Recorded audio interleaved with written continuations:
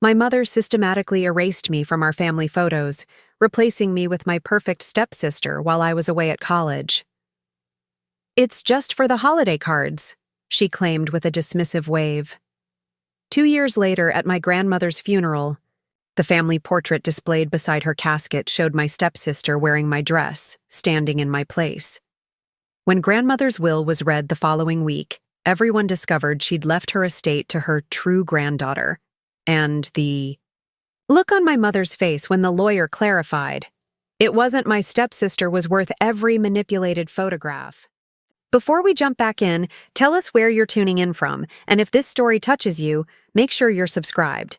Because tomorrow, I've saved something extra special for you. Growing up as Eliza Bennett, I'd always felt like an afterthought in my mother's life. Diana Bennett was a woman obsessed with appearances, with crafting the perfect family image to display to her country club friends and social media followers. Our spacious colonial home in Westbrook was less a place of comfort and more a carefully curated showroom where every picture frame contained professionally photographed moments of supposed family bliss. For years, it was just the three of us: my mother, my grandmother Catherine, and me. My father had left when I was 4, unable to withstand my mother's relentless perfectionism and emotional manipulation. Grandmother Catherine lived with us in our family home, an arrangement my mother tolerated solely because my grandmother owned the property and had considerable wealth that my mother hoped to inherit someday. From my earliest memories, I felt my mother's disappointment. I was bookish rather than social, preferred science experiments to beauty pageants, and inherited my father's unruly auburn curls rather than my mother's sleek blonde hair. Every accomplishment I achieved, straight A's, science fair victories, academic scholarships, was acknowledged with the faintest praise, if acknowledged at all. "That's nice, Eliza," she would say, barely glancing up from her phone. "But couldn't you do something about your hair for the award ceremony?" The Bennett women have always presented themselves with dignity. The only person who truly saw me was Grandmother Catherine. A former professor of literature with kind eyes that missed nothing, she attended every science fair, helped me build volcanoes in the backyard, and snuck astronomy books into my room when my mother insisted I focus on more appropriate interests for a young lady. "Your curiosity is your greatest gift, Eliza," Grandmother would tell me during our late-night stargazing sessions on the roof. "Never let anyone dim that light inside you." When I was 16, everything changed. My mother met Richard Powell at a charity gala, a divorced cardiologist with a daughter exactly my age. Their whirlwind romance turned into marriage within 6 months, and suddenly our perfectly composed family of 3 became an awkwardly blended family of 5. My stepsister, Vanessa, arrived in our home like a hurricane in designer clothes. Where I was reserved, she was outgoing. Where I preferred libraries, she dominated social gatherings. Where I struggled to connect with my mother, Vanessa and Diana became instant confidants, giggling over fashion magazines and exchanging makeup tips late into the night. "You and Vanessa are so different," my mother remarked after the first week, her voice tinged with a note I'd heard all my life: disappointment. "Maybe she could help you with your presentation." I retreated further into academics, spending more time in the school laboratory or at Grandmother Catherine's side. For her part, my grandmother observed the shifting family dynamics with sharp eyes and thinning lips but said little, at least in front of my mother and Richard. "Family is more than blood, Eliza," she told me one evening as we sorted through her collection of vintage photographs. "But it's also more than appearances. Real family sees you, truly sees you, even when you don't fit the picture someone else is trying to create." I didn't understand the full meaning of her words until much later. The first time I noticed a photograph had been altered was during my freshman year of college. I'd earned a full scholarship to MIT, escaping the increasingly uncomfortable atmosphere of home, where I felt like an unwelcome houseguest rather than a daughter. During my first semester finals week, a package arrived containing holiday cookies from grandmother and the family Christmas card. The glossy photo showed my mother, Richard, Vanessa, and grandmother standing in front of our fireplace, everyone dressed in coordinating winter white outfits. It took me a moment to realize something was wrong. The mantel behind them displayed family photos I recognized, except in every frame where I should have appeared, Vanessa now stood in my place. In our annual apple-picking photo, Vanessa wore my red sweater, her arm around grandmother Catherine. In the beach vacation snapshot from 3 summers ago, Vanessa built the sandcastle I had spent hours perfecting. Even in my high school graduation photo, somehow Vanessa's face had been expertly photoshopped onto my cap and gown. My hands trembled as I examined each manipulated image. I immediately called grandmother, who answered on the first ring. "You've received the card," she said. Not a question, but a statement. "What is this?" I asked, my voice barely above a whisper. "Why would she do this?" Grandmother sighed, the sound heavy with unspoken anger. "Your mother has convinced herself this is harmless, just creating the perfect family image for her friends. Richard doesn't notice, or pretends not to. Vanessa seems to think it's normal." "And you?" I asked. "I think it's despicable," grandmother said firmly. "I've told Diana as much, but she dismisses me as a sentimental old woman who doesn't understand modern social media pressures." She paused. "I've kept the originals, Eliza. Every photograph, every memory. They're safe." When I confronted my mother over the phone, her response was chillingly casual. "Don't be so dramatic, Eliza. It's just for the holiday card. Vanessa was here, you weren't. It looks more cohesive this way." "You replaced me in photos from years before you even met Vanessa," I pointed out, struggling to keep my voice steady.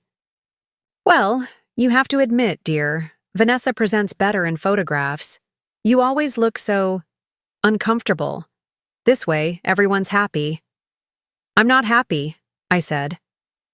"That's because you've always insisted on making everything difficult," my mother replied with a sigh. "This is exactly why we've had such a challenging relationship. Vanessa understands the importance of family image." I hung up, unable to continue the conversation. Later that night, Richard called, the first and only time my stepfather ever reached out to me directly. "Your mother means well," he began awkwardly. "She just gets carried away with her projects sometimes." "I'm not a project," I replied. "I'm her daughter." The line went quiet for a moment. "Eliza, sometimes it's easier to just go along with what makes Diana happy. Trust me on this." It became clear that Richard wasn't calling to apologize or make things right.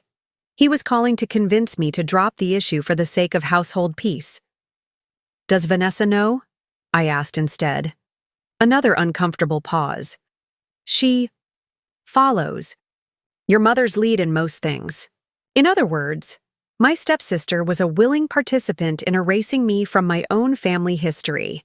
I didn't return home that Christmas, claiming academic commitments. In reality, I couldn't bear to walk through a house now filled with photographs that quite literally wrote me out of existence. Instead, I stayed with my roommate's family, who welcomed me without question and didn't seem concerned that my sweater didn't match their family photos. Grandmother Catherine visited me at school, instead, bringing real family albums and stories that affirmed my place in our history. As we sat in my dorm lounge looking through photographs untouched by my mother's revisionist editing, my grandmother took my hand. "Remember, Eliza, the truth remains the truth, even when someone tries to Photoshop it away." I had no idea then how prophetic her words would prove to be, or how the family photographs would become the least of my mother's betrayals. As my sophomore year of college progressed, the alterations to family photographs grew more brazen and comprehensive. It wasn't just holiday cards anymore. My mother had created an entirely new visual history for our family with me almost completely removed from it. I discovered this during spring break when I finally returned home, hoping that time and distance had improved the situation. Grandmother Catherine had been diagnosed with high blood pressure and insisted I visit, though she assured me she was managing it well with medication and regular checkups. The moment I walked through the front door, I felt like a stranger in my childhood home. The hallway that once displayed a chronological gallery of my childhood milestones now showcased Vanessa's smiling face at every age, even years before my mother had met her. Most disturbing were the photographs that still included me, but positioned me on the periphery, partially cropped out or blurred, while Vanessa was centered and highlighted. "Do you like the updated gallery wall?" my mother asked, noticing my frozen stance in the hallway. I finally had time to properly arrange everything. Doesn't it flow so much better now? I stared at her, searching for any sign that she recognized. The cruelty of what she'd done. "You've erased me," I said simply. "Don't be ridiculous, Eliza. You're right there." She pointed to a group photo where only half my face was visible at the edge of the frame. "Not everyone can be in the center of every photo. You've always been so sensitive." Preparing and narrating this story took us a lot of time, so if you are enjoying it, subscribe to our channel. It means a lot to us. Now back to the story. Vanessa descended the stairs at that moment, wearing a familiar blue pendant around her neck. My breath caught. It was the sapphire necklace my father had given me on my 13th birthday, the last gift before he stopped trying to maintain contact after my mother's relentless interference. "Is that my necklace?" I asked, my voice barely audible. Vanessa's hand flew to the pendant, her expression momentarily uncertain before my mother interrupted. "It was just gathering dust in your jewelry box, dear. Since you never wear it, I thought Vanessa might as well enjoy it. The blue matches her eyes so perfectly." "That was from my father," I said, feeling the familiar tightness in my chest that preceded tears. I fought them back, unwilling to give my mother the satisfaction of dismissing me as emotional. "Well, he's not around anymore, is he?" my mother replied coldly. "Besides, in this family, we share." "Share implies consent," I countered. "You didn't ask me. You took something precious and gave it away, just like you're trying to give away my history." My mother sighed dramatically, exchanging a look with Vanessa that clearly communicated, "See how difficult she is?" "I think I'll go see grandmother," I said, turning away before either could respond. I found Grandmother Catherine in her suite, at the back of the house, sitting by the window with a book. Unlike the rest of the home, her rooms remained unchanged. Photographs of me at various ages still adorned her walls, academic certificates and ribbons I'd earned displayed proudly. On a bulletin board, "The house feels like a museum exhibit," I said after greeting her with a hug. A carefully curated fiction about a family that never existed. Grandmother closed her book and studied me with concern. "It's worse than when you left, isn't it?" I nodded, sinking into the chair opposite hers. "She gave Vanessa my father's necklace, the sapphire one." Grandmother's expression darkened. "Without asking you? That's theft, Eliza, not sharing." "What am I supposed to do? Call the police?" "On my own, Mother?" "No," Grandmother said thoughtfully. "But perhaps it's time I showed you something." She rose with a slight wince, her arthritis was worsening, and crossed to an antique secretary desk in the corner. From a hidden compartment behind a drawer, she removed a leather portfolio and a small velvet pouch. "I've been collecting evidence," she explained, returning to her seat and opening the portfolio. Inside were dozens of photographs, the originals that had been altered or replaced throughout the house. Side by side, she had placed printouts of my mother's doctored versions. "This is extensive," I said, leafing through page after page of documented alterations. "Your mother doesn't realize I know how to use the internet," Grandmother said, with a small, mischievous smile. "I've downloaded every altered image she's posted on social media. The contrast between reality and her fiction is quite striking, don't you think?" I couldn't help but laugh despite the pain. "You've been building a case." in a manner of speaking. She handed me the velvet pouch. This is yours. I removed it from your jewelry box after you left for college. I had a feeling Diana might help herself to your possessions.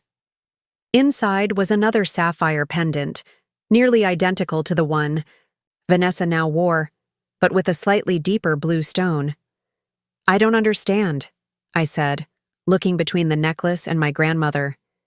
Your father gave you the replica to wear. This is the original, a Bennett family heirloom that's been passed down for generations. Your father entrusted it to me before he left, knowing Diana would likely sell it out of spite. The agreement was that you would receive it when you turned 21. I held the necklace, feeling its weight and history. Does Mother know about this? She believes your father took it when he left. It's one of many things she doesn't know. Grandmother's eyes twinkled with satisfaction. I've learned that sometimes the best way to protect what matters is to let certain people believe they've won. That evening at dinner, the tension was palpable. Richard attempted awkward small talk about my studies, while Vanessa dominated the conversation with stories about her social successes and her budding modeling career. Apparently, my mother had been paying for professional photo shoots and actively promoting her to local agencies. We're exploring options for Vanessa to defer college, my mother announced proudly. Her portfolio is generating serious interest, and these opportunities don't wait. What about your education? I asked Vanessa directly. She shrugged, twirling the fake sapphire between her fingers. College will always be there. Mom says I need to strike while I'm young and my look is in demand. I noticed she'd started referring to my mother as Mom, rather than Diana, another subtle erasure of the boundaries between what was hers and what was mine. Education is an investment no one can take from you, Grandmother Catherine remarked. Pointedly, beauty fades, but knowledge compounds. My mother's smile tightened. Not everyone is academically inclined, Catherine. Vanessa has other gifts. Indeed, Grandmother replied evenly. We all have different paths. Later that night, Vanessa appeared in the doorway of my bedroom, now stripped of most of my personal touches, and redecorated in styles that suited her tastes. I was sitting on the bed, video chatting with my roommate about cutting my visit short.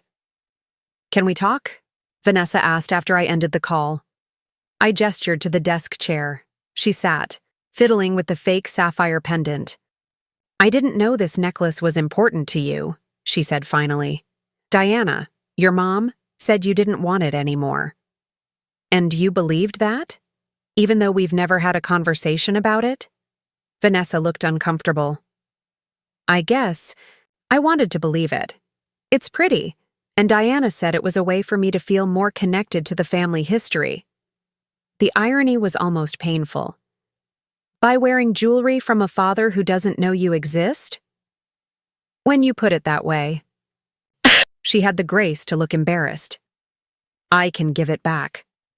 Keep it, I said, thinking of the real heirloom safely tucked away in my bag. But maybe start questioning the stories my mother tells you about me and what I want. Has it occurred to you that by erasing me, she's teaching you that you're only valuable as long as you fit her image? That you're replaceable too? Vanessa stared at me, clearly caught off guard by the question. She began, then stopped. She wouldn't replace me. She loves me. My mother loves the reflection she sees in other people, I said quietly. Just be careful what you give up to maintain that reflection. She left without another word, but I noticed her hand had dropped from the necklace. No, longer clutching it like a talisman. The next morning, I told my family I needed to return to school early for a research project. Only Grandmother Catherine seemed genuinely disappointed by my departure. Remember what I showed you, she whispered as she hugged me goodbye. And remember who you really are, regardless of what photographs try to tell you. As I drove away, I glanced in my rearview mirror at the house that no longer felt like home. My mother stood on the porch with her arm around Vanessa, already turning back inside before my car reached the end of the driveway. Only grandmother remained, watching until I was out of sight. I didn't know then that this would be the last time I would see my home intact, or that the true extent of my mother's betrayal was yet to be revealed. My junior year at MIT brought new research opportunities and a growing sense of independence. I'd secured a prestigious internship at a biotech firm in Cambridge, meaning I wouldn't need to return to Westbrook for the summer. The distance from my mother's psychological warfare provided space for me to rebuild my confidence and sense of self. I made friends who knew nothing of my family drama, dedicated myself to my studies, and began to envision a future defined by my own achievements, rather than my mother's disapproval. Grandmother Catherine and I spoke weekly, our conversations ranging from literature to quantum physics to her sly observations about neighborhood gossip. She never pressured me to visit, understanding my need for separation, but always ended our calls the same way. Your home is wherever you feel seen, Eliza. Remember that. Or, it was during one of these calls in late October that grandmother mentioned feeling unusually tired. Probably just the change of seasons, she dismissed when I expressed concern. The doctor adjusted my blood pressure medication last month. It takes time to find the right balance. Are you sure that's all it is? I pressed, detecting something in her voice that triggered my intuition. A pause. Well, there have been some disagreements with your mother recently. Nothing for you to worry about. What kind of disagreements? Another pause, longer this time. She wants me to change some financial arrangements I've made. I've declined. It's created a certain tension in the household. My grandmother's measured tone told me she was downplaying the situation. What financial arrangements? Eliza, she said with gentle firmness. These are matters I've spent decades preparing for. You focus on your studies and that impressive internship. I'm perfectly capable of handling Diana. I wanted to press further, but respected her boundary. We moved on to discussing the paper I was co-authoring with my research advisor, but the conversation left me uneasy. 2 weeks later, that unease solidified into dread when I received a call from an unfamiliar number. Is this Eliza Bennett? A woman's voice asked. Yes. Who's calling? This is Nurse Shelby from Westbrook General. I'm calling about Catherine. Bennett. She's been admitted with what appears to be a stroke. The world tilted beneath me. I sank onto my bed, clutching the phone. How serious is it? She's stable but in serious condition. She regained consciousness briefly and asked, us to contact you directly. She was quite insistent. Not my mother, Diana Bennett? Mrs. Bennett is here, the nurse confirmed, but your grandmother specifically requested we call you separately. I booked the first available flight to Westbrook, throwing essentials into a backpack with shaking hands. My roommate drove me to the airport, promising to explain the situation to my professors. During the 3-hour flight, worst-case scenarios played through my mind. Why had grandmother insisted they call me directly? Was she afraid I wouldn't be notified otherwise? The possibility that my mother might have kept me in the dark about grandmother's condition was both infuriating and entirely plausible. I took a taxi directly from the airport to the hospital, arriving shortly after 9 in the evening. The core. Fluorescent lighting and antiseptic smell of the hospital corridors intensified my anxiety as I navigated to the ICU. Outside my grandmother's room, I found Richard slumped in a waiting area chair, scrolling through his phone. He looked up, startled, when he saw me. Eliza, I didn't know you were coming. Where's my mother? I asked, not bothering with pleasantries. She and Vanessa went to get something to eat in the cafeteria. They've been here all day. He hesitated. Your grandmother hasn't regained consciousness since this morning. I need to see her. Richard nodded. The nurses said only one visitor at a time, but go ahead. I'll tell Diana and Vanessa you're here when they get back. I entered the room slowly, unprepared for the sight of my formidable grandmother looking small and vulnerable amid the tangle of monitoring equipment. Her silver hair lay flat against the pillow, her skin pale and papery under the harsh lighting. A steady beeping from the machines provided cold reassurance that she was still fighting. "Grandmother," I whispered, taking her hand gently between mine. "I'm here." Her fingers remained limp, but I spoke anyway, telling her about my flight, my research, silly stories about my roommate. Anything to fill the sterile room with the sound of a loving voice. I was in the middle of describing a spectacular failure in the chemistry lab when I heard the door open behind me. "What are you doing here?" My mother's voice was sharp with surprise. I turned to see her and Vanessa in the doorway, both immaculately dressed despite the circumstances. My mother's makeup was flawless, not a hair out of place, appearances maintained even in crisis. "The hospital called me," I said, not releasing my grandmother's hand. "Grandmother asked them to." "That's absurd. You're hundreds of miles away at school. There was no need to disrupt your studies for what the doctors assure me is a temporary setback."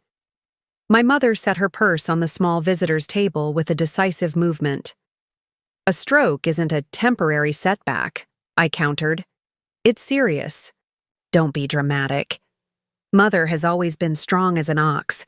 She'll be complaining about the hospital food and critiquing my home decor choices within days." Her eyes narrowed. "How long do you plan to stay?" "As long as grandmother needs me." "Well, there's no need for you to sleep at the hospital. Vanessa can drive you home. I'll stay tonight." "I'd rather stay here." My mother's perfectly maintained facade cracked slightly, annoyance flashing across her features. "Always the martyr, Eliza. Fine. Do what you want." She glanced at Vanessa. "Let's give your sister some time with Catherine. We'll come back in the morning."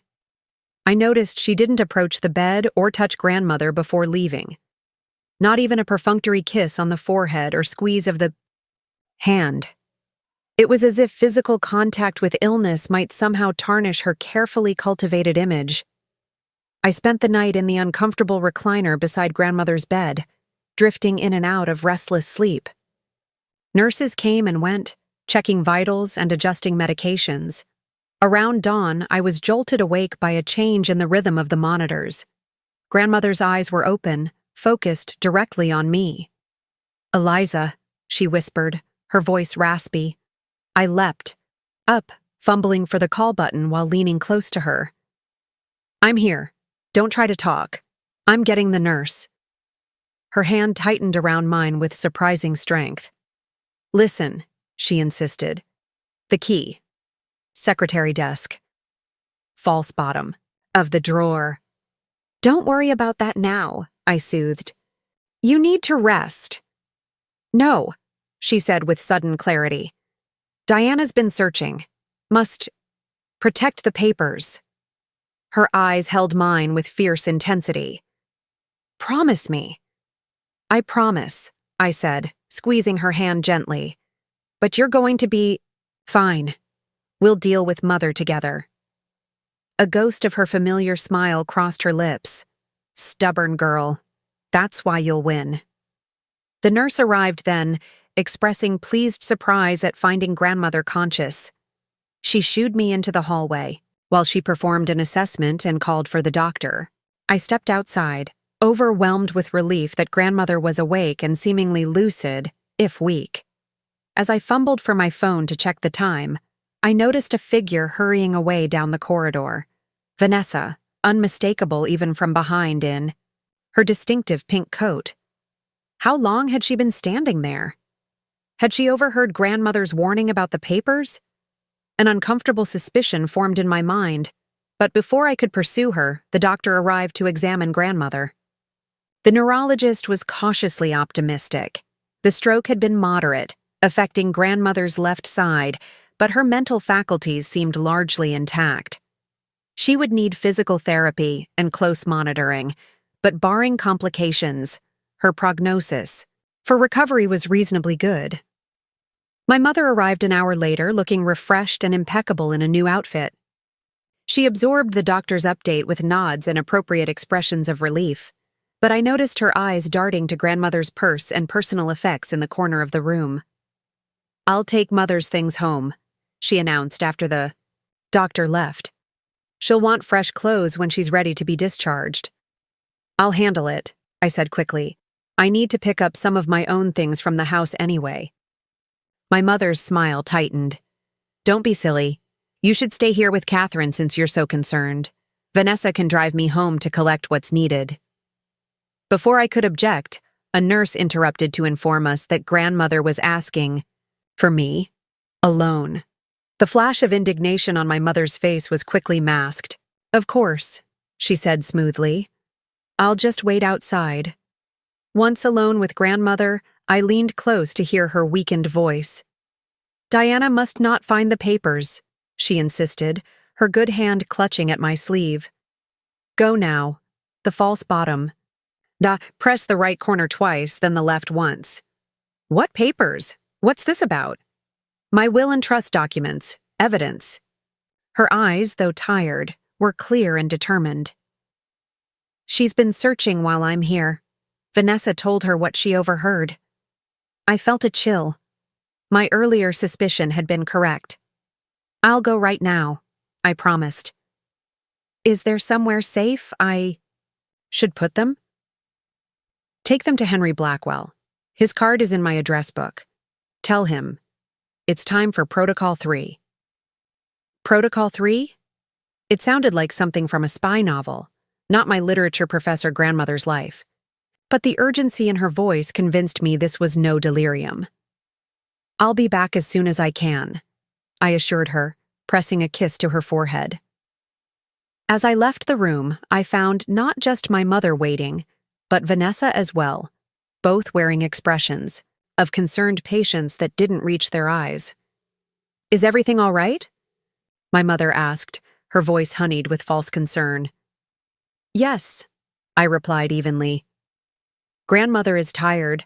I'm going to run to the house and get her some comfortable clothes and her reading glasses." "I just said I would do that," my mother countered, irritation breaking through.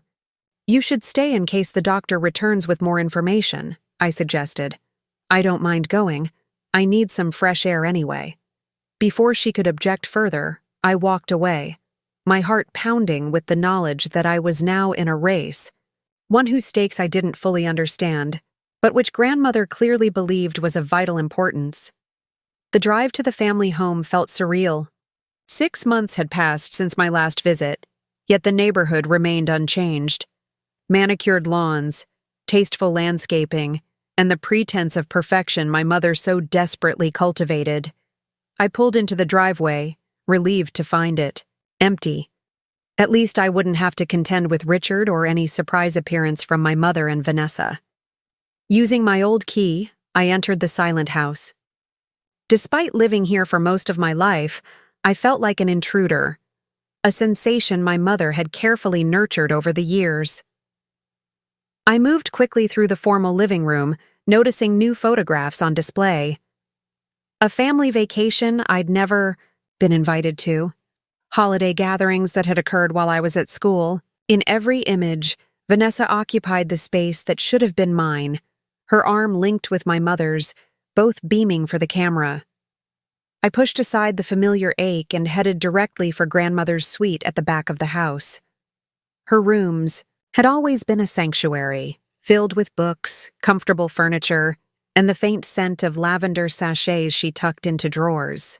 Unlike the rest of the house, which my mother redecorated regularly to keep up with changing trends, grandmother's space remained constant, a physical embodiment of her steady presence in my life.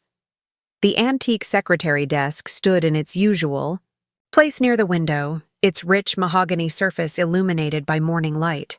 I approached it reverently, aware that I was about to cross a threshold into my grandmother's private affairs, something she had always respected in life but was now explicitly directing me to do. Following her instructions, I located the bottom drawer, emptied its contents carefully, and pressed the right corner twice, then the left once.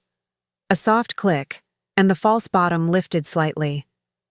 I removed it to reveal a hidden compartment containing a slim leather portfolio and a sealed envelope with my name written in grandmother's elegant script. My hands trembled slightly as I withdrew both items. Before I could examine them further, I heard the distinctive sound of the garage door opening.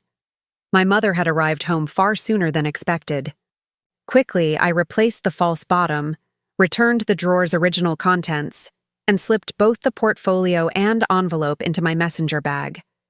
I hastily gathered some of grandmother's clothing from her closet, a comfortable cardigan, loose, pants with an elastic waist, and her favorite lavender slippers, to maintain my cover story.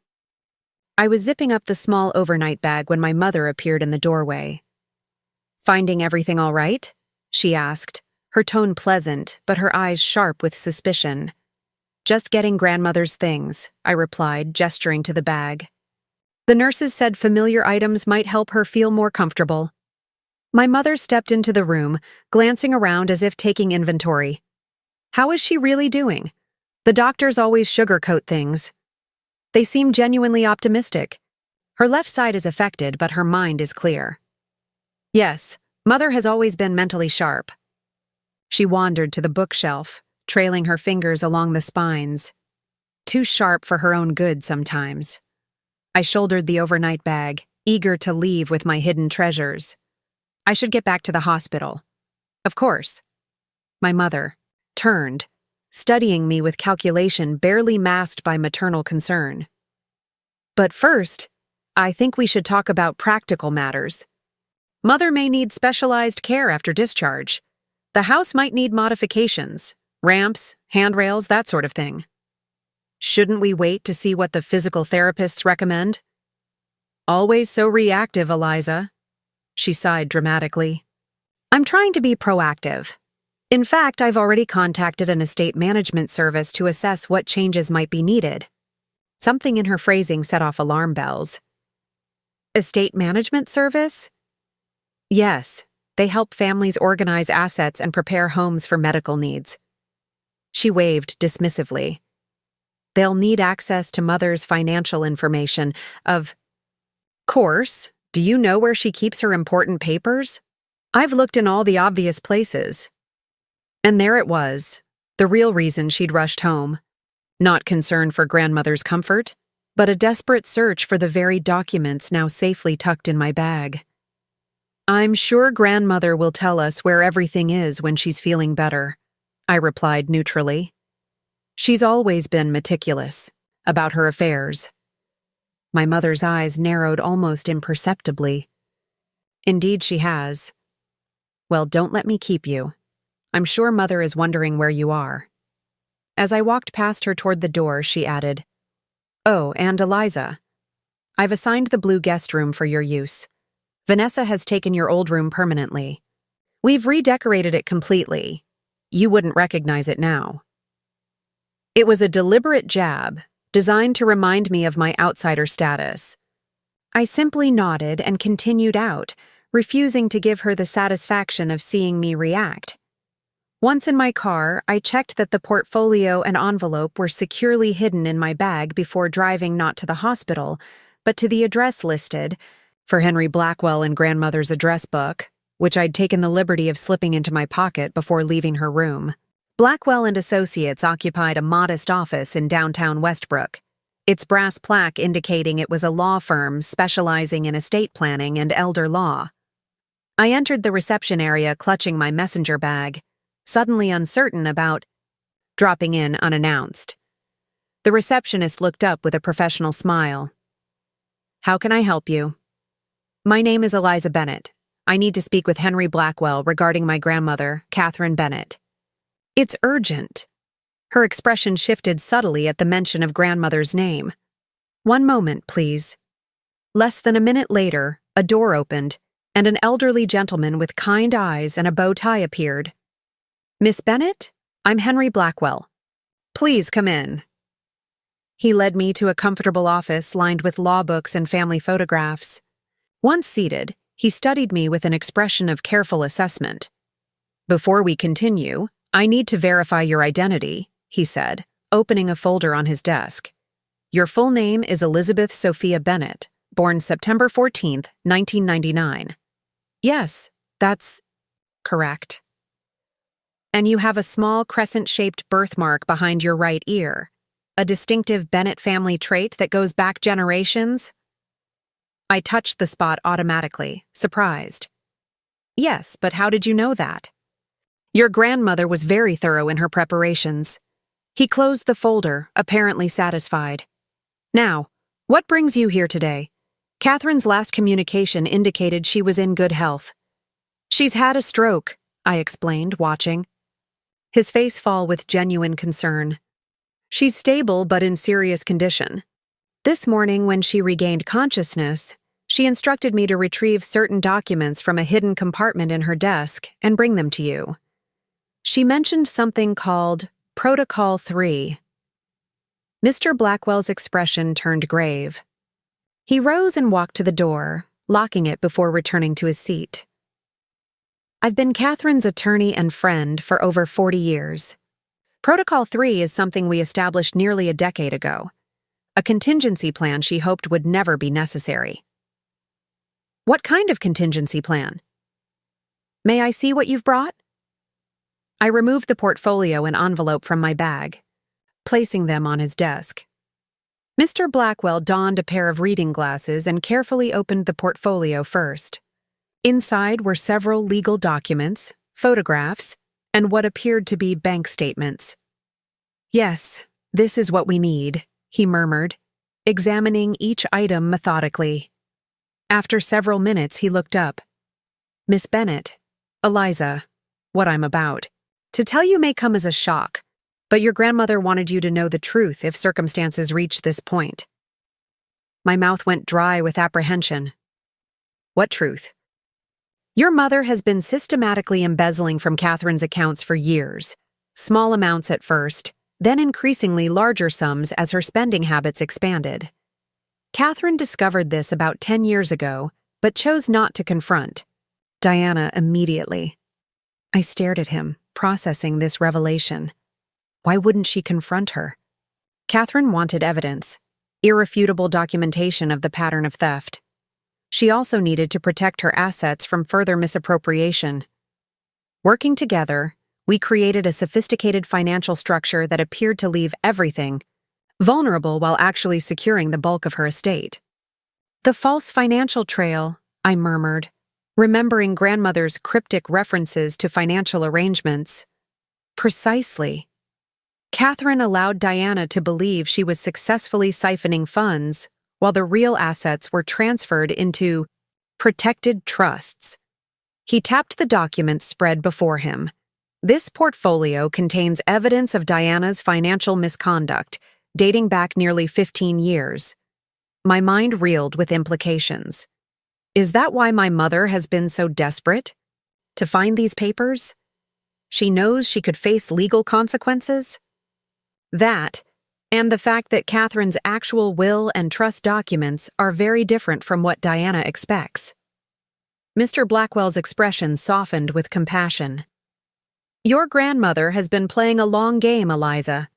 She wanted to give your mother every opportunity to change her ways, to develop genuine care for others rather than using people as pawns in her pursuit of status and wealth.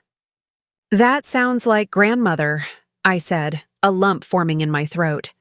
Protocol 3 involves several steps, now that Catherine has been incapacitated. Mr. Blackwell began organizing the documents into neat piles. First, securing these papers, which you've done. Second, activating the trust protections to prevent any further financial exploitation. Third, providing you with the resources and authority to ensure Catherine receives proper care, regardless of Diana's wishes. I looked up, surprised. Me? But I'm only 20, and my mother is her legal next of kin. Not exactly. Mr. Blackwell extracted a document from the pile. 5 years ago, Catherine established a healthcare proxy naming you as her medical decision-maker upon your 18th birthday. It's all properly executed and filed with the hospital. Your mother was informed but likely dismissed it as Catherine's sentimentality. The responsibility felt enormous yet right. Grandmother trusted me when it mattered most. There's more, Mr. Blackwell continued, but I suggest you read your grandmother's letter first. It may help you understand her decisions. I took the sealed envelope with trembling hands. Inside was a letter written in grandmother's distinctive penmanship. My dearest Eliza, if you're reading this, it means I've become unable to protect both you and our family legacy from Diana's machinations. I've observed with growing heartache how she has attempted to erase you from our family narrative, replacing your presence with that of your stepsister. The altered photographs were merely symptoms of a deeper pathology. Diana's desperate need to craft a reality that conforms to her aspirations, regardless of truth or compassion. What you may not know is that this behavior extends far beyond family photographs. For years, Diana has been systematically misappropriating family assets, falsifying documents, and even attempting to manipulate my will through increasingly unethical means. The financial evidence Henry has shown you represents only a fraction of her deceptions. I've allowed her to believe she was succeeding, partly to gather evidence, but mostly in the hope that securing material wealth would eventually satisfy her, leaving her emotional manipulations of you to subside. I was wrong, and for that delay in acting more decisively to protect you, I am profoundly sorry. You have remained true to yourself despite Diana's persistent efforts to diminish your light. Your strength, intelligence, and moral compass have been my greatest joy and consolation. You are the true Bennett heir in every way that matters, not because of bloodlines or legal documents, but because you embody the values that have sustained our family for generations: integrity, compassion, and unwavering courage in the face of injustice. Trust Henry to guide you through the difficult days ahead. Remember that the truth, however painful, is ultimately liberating, and know that whatever happens, my love for you transcends all earthly concerns. With eternal faith in you, grandmother.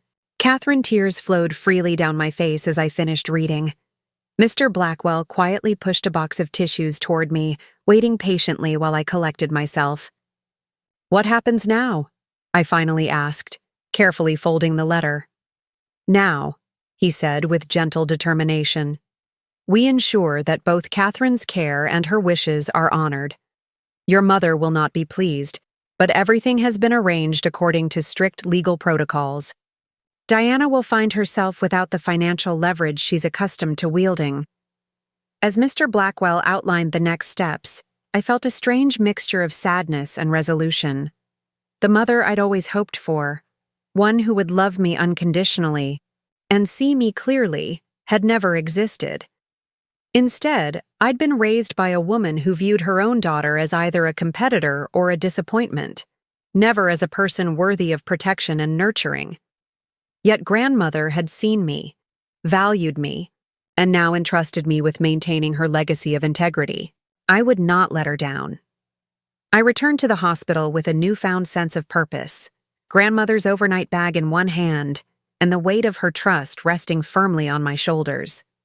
Mr. Blackwell had initiated several legal processes before. I left his office, including notifying the hospital of my status as Catherine's healthcare proxy, and filing temporary injunctions to freeze certain accounts that my mother might try to access. Diana will receive formal notification within 24 hours, he had explained. I suggest you use that time to establish your authority at the hospital and prepare yourself for her reaction. The hospital corridor seemed longer than before, as I made my way to grandmother's room, mentally rehearsing what I would say when I inevitably confronted my mother. To my surprise, the room was empty except for grandmother, who was awake and looking slightly stronger than earlier that morning. You found it, she said immediately, her eyes searching my face. Yes. I've already taken everything to Henry Blackwell. I set the overnight bag down and took her hand. He explained Protocol 3 and showed me the evidence against Mother. Grandmother's features softened with relief. And now you understand why the photographs were just the beginning of my concerns. Why didn't you tell me sooner about what she was doing? The question had been burning in me since leaving Mr. Blackwell's office. You were already carrying the weight of her emotional manipulation, grandmother said, her voice tired but clear. I didn't want to burden you with the financial aspects until absolutely necessary. She squeezed my hand weakly. Perhaps that was a mistake. I underestimated her determination to erase you. It's not your fault, I assured her. You were trying to protect me while gathering evidence. I understand. Where is Diana now? There was a note of wariness in her question. I'm not sure. She was at the house when I left, but that was hours ago. She might be... The door swung open, and as if summoned by our conversation, my mother appeared. She assessed the scene with a quick glance, grandmother awake, me at her bedside, the overnight bag unpacked, and her expression shifted from surprise to calculation. Mother, you're looking much better, she said, approaching the bed with a practiced smile. The doctor tells me your prognosis is quite positive. Yes, I'm feeling stronger, grandmother replied, her tone neutral. Eliza has been very helpful. My mother's gaze flicked to me briefly before returning to grandmother. I've been making arrangements for your care once you're discharged. The east wing of the house can be adapted with medical equipment, and I've found an excellent home health agency. That won't be necessary, Diana. Grandmother's voice took on a firmness I hadn't heard since her admission. My care has already been arranged according to my wishes.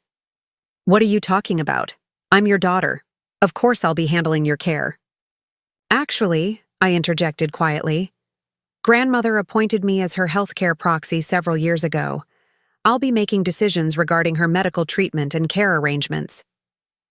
The silence that followed was absolute. My mother stared at me, disbelief warring with fury behind her carefully composed features. That's ridiculous, she finally said, her voice dangerously soft. You're barely out of your teens, with no medical background and no understanding of what's involved in elder care. Nevertheless, it's legally binding, I replied, trying to channel grandmother's calm dignity. The hospital has already been notified. My mother's gaze swung back to grandmother. Is this true? You bypassed me, your own daughter, for medical decisions? It is true, grandmother confirmed. And it was a decision made with great deliberation. Why? The single word carried years of resentment. What have I ever done except try to take care of you, manage our family affairs, and maintain our standing in the community? Grandmother regarded her steadily. Is that what you call it? Diana? Taking care of me? Is that what you were doing when you forged my signature on bank withdrawals? When you diverted my investment income to accounts I couldn't access? When you systematically isolated me from my friends under the guise of protecting me from exploitation? My mother's face went pale. What have you been telling her? She demanded, turning on me. What lies have you invented to turn my own mother against me? Eliza has told me nothing I didn't already know, grandmother said firmly. I've been aware of your financial manipulations for years, Diana. The documentation is extensive and has now been placed in appropriate hands. The calculated mask my mother typically wore cracked completely. You spied on me? Your own daughter? After everything I've done to maintain this family? Self-protection isn't spying, grandmother countered. And what you've done wasn't for the family. It was for your image, your social standing, your insatiable need to possess and control. My mother laughed bitterly. This is absurd. You're clearly not thinking clearly after your stroke. Once, you've had time to rest. We'll discuss this rationally. My mind is perfectly clear, grandmother said. And there's nothing to discuss.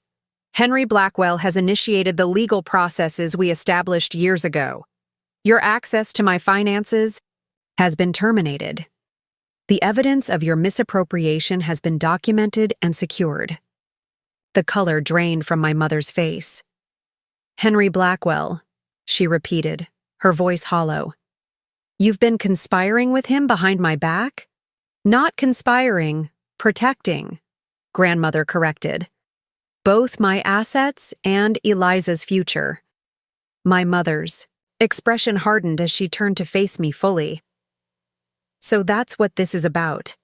You've been plotting to secure your inheritance, turning my mother against me with exaggerated claims of financial mismanagement. This has nothing to do with inheritance, I said quietly. It's about grandmother's right to control her own affairs and receive care from people who truly have her best interests at heart. And you think that's you?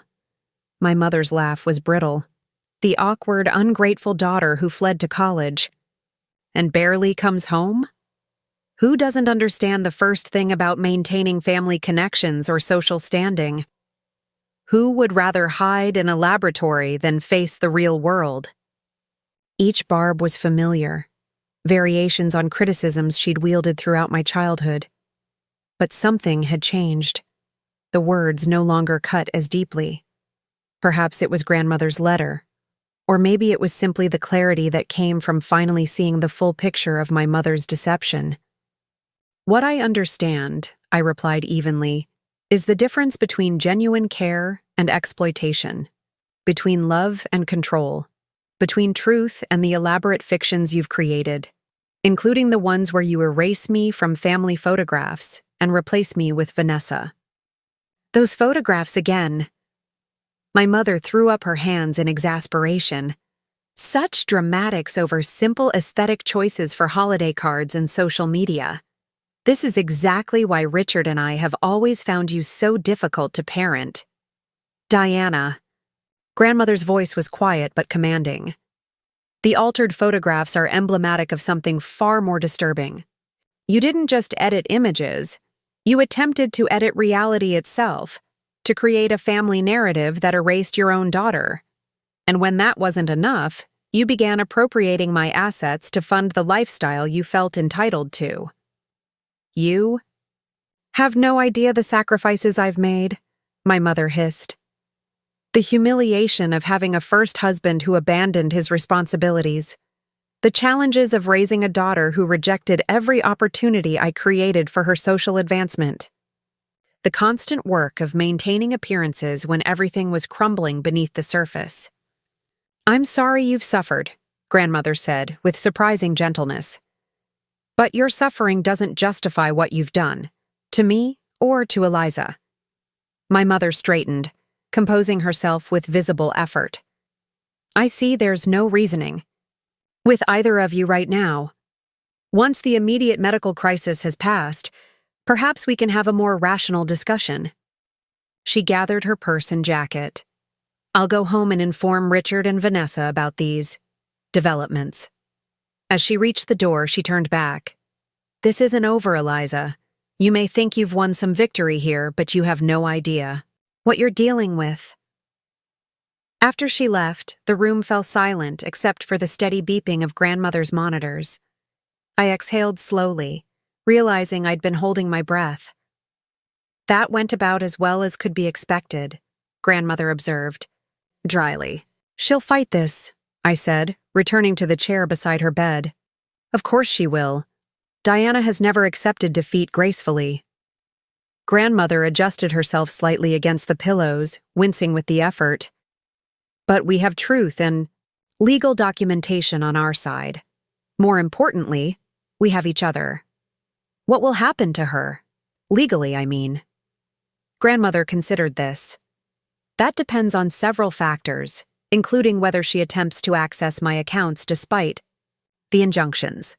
Henry has prepared documentation for potential criminal charges but hasn't filed anything yet. Criminal charges, I repeated, the words feeling strange in my mouth. Despite everything, the thought of my mother facing legal consequences produced complicated emotions. Justice doesn't always require punishment, grandmother said, reading my expression. Sometimes boundaries and truth are enough. She reached for my hand. Whatever happens with Diana, I want you to remember something important. Her behavior reflects her own brokenness, not your worth. I nodded, tears threatening. Again. Now, grandmother continued with practical determination, We need to discuss my care arrangements. I have no intention of returning to a household controlled by Diana. Mr. Blackwell mentioned alternatives. Yes, I own a small property across town. A cottage I purchased secretly 5 years ago as part of my contingency planning. It's been maintained by a management company and is fully accessible for someone with mobility challenges. I blinked in surprise. You bought a secret house? A hint of grandmother's familiar mischievous smile appeared. I may be a literature professor, but I've read enough mystery novels to know the value of a well-concealed safe house. Despite the gravity of our situation, I found myself laughing, a genuine release of tension that felt like the first step toward healing. There's something else you should know, grandmother continued, her expression growing serious again. The trust that holds the majority of my assets is structured to provide for my care and your education. But there are conditions attached to any inheritance Diana might receive. What kind of conditions? Financial transparency, therapy, reconciliation efforts. Grandmother sighed. I never gave up hope that she might change Eliza, that beneath the manipulation and status-seeking was a person capable of genuine connection. The wistfulness in her voice reminded me that despite everything, Diana was still her daughter, just as she was still my mother. Family relationships were complex, layered with history and emotion that couldn't be neatly resolved through legal documents or financial arrangements. Do you think she can change? I asked softly. Grandmother's eyes met mine, wisdom and sorrow, mingling in her gaze. People can surprise us, but change requires first acknowledging the need for it. Diana hasn't reached that point yet. As if on cue, my phone buzzed with an incoming text from Richard. Diana is extremely upset, says you've turned Catherine against her and are trying to steal her inheritance. What's going on? I showed the message to grandmother, who read it with a sad nod. And so the next phase begins. Are you ready? Looking into her eyes that had always seen me clearly, valued me completely, I felt a surety that had nothing to do with legal documents or financial protections. Yes, I said firmly. I'm ready. The days following my confrontation with my mother unfolded with the intensity of a psychological thriller. Richard's text was just the beginning of what quickly became a coordinated campaign to discredit me and regain control of grandmother's care and finances. I responded to Richard with a measured explanation. Grandmother appointed me as her healthcare proxy years ago. We've discovered Mother has been misappropriating funds from grandmother's accounts. Legal steps are being taken. Happy to meet and explain everything. His reply came hours later, formal and distant. Diana says these accusations are false and motivated by your resentment over Vanessa joining the family. We need to resolve this as a family, not through lawyers. It was clear my mother had already crafted her narrative. I was the jealous biological daughter, lashing out at my replacement by manipulating my elderly grandmother. It was calculated, strategic, and entirely predictable. Meanwhile, grandmother's condition stabilized enough for her medical team to discuss discharge plans. The neurologist recommended intensive rehabilitation at a specialized facility before transitioning to home care. The Westbrook Rehabilitation Center has an excellent reputation, Dr. Morris explained during a care conference. We typically see good outcomes for patients with Catherine's type of stroke when proper therapy begins promptly. That's where I'd like to go, grandmother confirmed, her speech slightly slurred but comprehensible. Eliza will coordinate with you on the details. The discharge planner nodded, making notes. And for home care arrangements after rehab? Before I could answer, grandmother spoke up. I won't be returning to my current residence. Alternative arrangements have been made. I caught the discharge planner's brief look of concern. Family disagreements over elder care were clearly not uncommon in her experience. I understand. We'll need the address and details of the new location for our records. My attorney will provide all necessary information, I assured her. We're prioritizing a safe, supportive environment for her recovery. As we completed the paperwork, a nurse appeared at the door. There's a Vanessa Powell asking to visit Mrs. Bennett. Should I send her in? Grandmother and I exchanged glances. Your decision, I said. Yes, she can come in, Grandmother replied after a moment's consideration. The discharge planner gathered her materials. I'll leave you to your visitor. We'll finalize the transfer to rehab tomorrow morning. Once she'd gone, Vanessa entered tentatively, looking uncharacteristically subdued. Gone was the confident young woman who had so easily slipped into my place in family photographs. Instead, she appeared uncertain, clutching a small gift bag and glancing between Grandmother and me with obvious discomfort. How are you feeling, Mrs. Bennett? She asked, remaining near the door. Better each day, thank you, Grandmother replied evenly. An awkward silence fell. I decided to be direct. Did Mother send you? Vanessa flinched slightly at the question. She suggested I check on Catherine. She shifted her weight, then seemed to make a decision. Actually, she wanted me to see if you were still here and what you were planning. Her honesty surprised me. Grandmother gestured to the visitor's chair. At least you're being truthful. Please, sit. Vanessa approached cautiously and perched on the edge of the chair, setting the gift bag on the side table. My mom brought flowers yesterday, but I remembered you saying once that you prefer practical gifts when people are ill. She nodded toward the bag. It's just lip balm, hand cream, and some puzzle books. Hospital air is always so dry. Thoughtful, Grandmother acknowledged. Thank you. Another uncomfortable silence stretched between us until Vanessa finally spoke again. Diana is really upset. She says Eliza is turning you against her and trying to steal her inheritance. Is that what you believe? Grandmother asked. Vanessa looked down at her hands. I don't know what to believe. Everything's so confusing. Diana keeps saying we need to fight this as a family, but she won't explain exactly what this is. I studied my stepsister, seeing her clearly perhaps for the first time. She wasn't the calculating manipulator my mother was. She was a young woman caught in Diana's web, just as I had been. The situation is complicated, I said carefully. But the simplest explanation is that Grandmother has legal documentation showing Mother has been misappropriating funds from her accounts. There are also concerns about her decision-making regarding Grandmother's care. Vanessa's eyes widened. Misappropriating funds? You mean stealing? Yes, Grandmother confirmed. Substantial amounts over many years. That can't be right, Vanessa protested, but her voice lacked conviction. Diana would never. Did you know she's been replacing Eliza with you in family photographs? Grandmother asked gently. Even in pictures taken years before she met your father?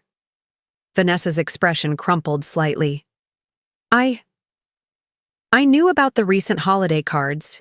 She said it was just to create a cohesive family image since Eliza was away at school. I didn't know about older photographs. The alterations to family photos were a symptom of a larger pattern, Grandmother explained. Diana has been constructing an artificial reality, one where her narrative is the only one that matters, regardless of facts or others' feelings. Vanessa sat quietly for a moment, processing this information. What happens now? She finally asked. Grandmother will be transferred to a rehabilitation center tomorrow, I explained. After that, she'll move to a different residence where she'll continue her recovery with professional support. Not back to the house? No, Grandmother said firmly. Vanessa nodded slowly, then hesitated before asking, What about me and Dad? Diana says we might lose the house because of what you're doing. The manipulation was so transparent it would have been comical if it weren't so effective.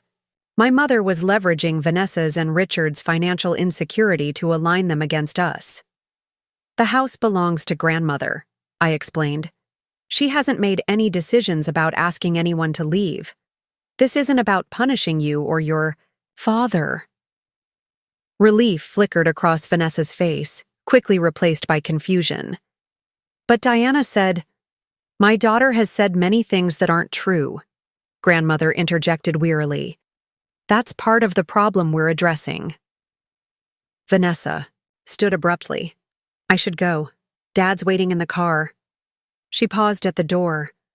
"For what it's worth, I never asked to replace you, Eliza. Not in the photos or anywhere else."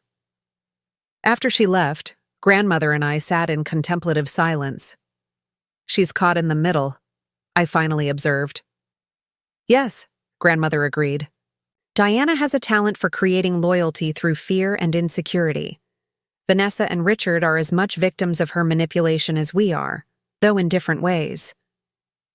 "Do you think Vanessa will tell Mother about our conversation?" "Undoubtedly. But perhaps not with the spin Diana hopes for." Grandmother's prediction proved accurate. That evening, Mr. Blackwell called to inform me that my mother had appeared at his office, demanding to see all documents related to grandmother's estate. She was quite agitated, he reported. Claimed that Catherine was being manipulated by you during a vulnerable medical condition, and that I was participating in elder abuse by following instructions from someone other than her. "What did you tell her?" "That all documents were in order, executed years before any medical issues arose, and that I would continue to follow my client's explicit instructions." His voice carried a hint of satisfaction. "I also reminded her that attempting to interfere with legally established healthcare proxies could potentially involve criminal charges." "How did she respond to that?" "Not well. She threatened to report me to the Bar Association and stormed out." He paused. "There's something else you should be aware of. She mentioned having spoken with Dr. Walker about Catherine's competency." My stomach tightened. "Dr. Walker?" "Apparently a psychiatrist colleague of Richard's. Diana suggested he would be evaluating Catherine to determine if she's mentally capable of making her own decisions." This was a new and concerning development. Can she do that? Force a psychiatric evaluation? Not without legal grounds, but it signals her strategy. If she can't regain control through intimidation, she'll try to have Catherine declared incompetent. The following morning, grandmother was transferred to Westbrook Rehabilitation Center as planned. The facility was modern and well-maintained, with private rooms and experienced therapists. I accompanied her during the admission process, answering questions and ensuring her comfort as she settled into her new surroundings. "Your grandmother is in good hands," the rehabilitation director assured me. "We have strict protocols about visitation and medical information. Only those on her approved list will be granted access." "Thank you," I said, relief evident in my voice. "That's particularly important in our situation." As if on cue, my phone buzzed with a text from an unknown number. "This is Dr. Joseph." "Walker. I've been asked by Diana Bennett to evaluate Catherine Bennett's mental capacity. Please contact me to arrange a convenient time." I showed the message to grandmother, who frowned. As I suspected, Diana is attempting to have me declared incompetent. "Mr. Blackwell warned this might happen," I said. "What should we do?" "Ignore it for now," grandmother advised. "Any psychiatric evaluation would require my consent or a court order. Diana doesn't have either." I stayed with grandmother through her first physical therapy session, impressed by her determination, despite obvious fatigue and discomfort. Her left side remained significantly weakened, but the therapist was encouraged by her range of motion and cognitive awareness. "You're a fighter, Mrs. Bennett," the therapist observed as they completed their exercises. "I come from a long line of stubborn women," grandmother replied with a hint of her old humor. As I helped her back to her room, she gripped my hand with surprising strength. "Diana will escalate before she retreats, Eliza. Be prepared. What do you think she'll do next?" Grandmother considered this. "She'll try to isolate you, turn others against you. When that fails, she may become more desperate. She settled against her pillows with a sigh. History suggests she'll attack, where she perceives weakness. Meaning? Your relationship with your father, grandmother said gently. It's the unhealed wound she's exploited before. The observation struck with painful accuracy. My father's abandonment had created a vulnerability my mother had leveraged throughout my childhood, reinforcing the narrative that I was fundamentally unlovable, that even my own father couldn't bear to remain in my life. You've never really talked about him, I said quietly. What happened between them? Grandmother's expression softened with old sorrow. Robert was a kind man, but not a strong one. Diana overwhelmed him from the beginning. Her ambitions, her rigid expectations, her need to control every aspect of their lives. When he finally left, she made it impossible for him to maintain contact with you without going through her. He could have tried harder, I said. The childhood hurt surfacing despite years of rationalization. Yes, he could have, grandmother. Agreed, surprising me. Diana created obstacles, but Robert chose the path of least resistance. You deserved better from both your parents. I blinked back sudden tears at her straightforward acknowledgement. The past cannot be changed, grandmother continued. But understanding it can help us navigate the present. Diana will likely attempt to use your father in some way during this conflict. Be prepared for that possibility. As evening approached, I reluctantly prepared to leave. Grandmother needed rest, and I had arranged to stay at a hotel rather than return to the family home.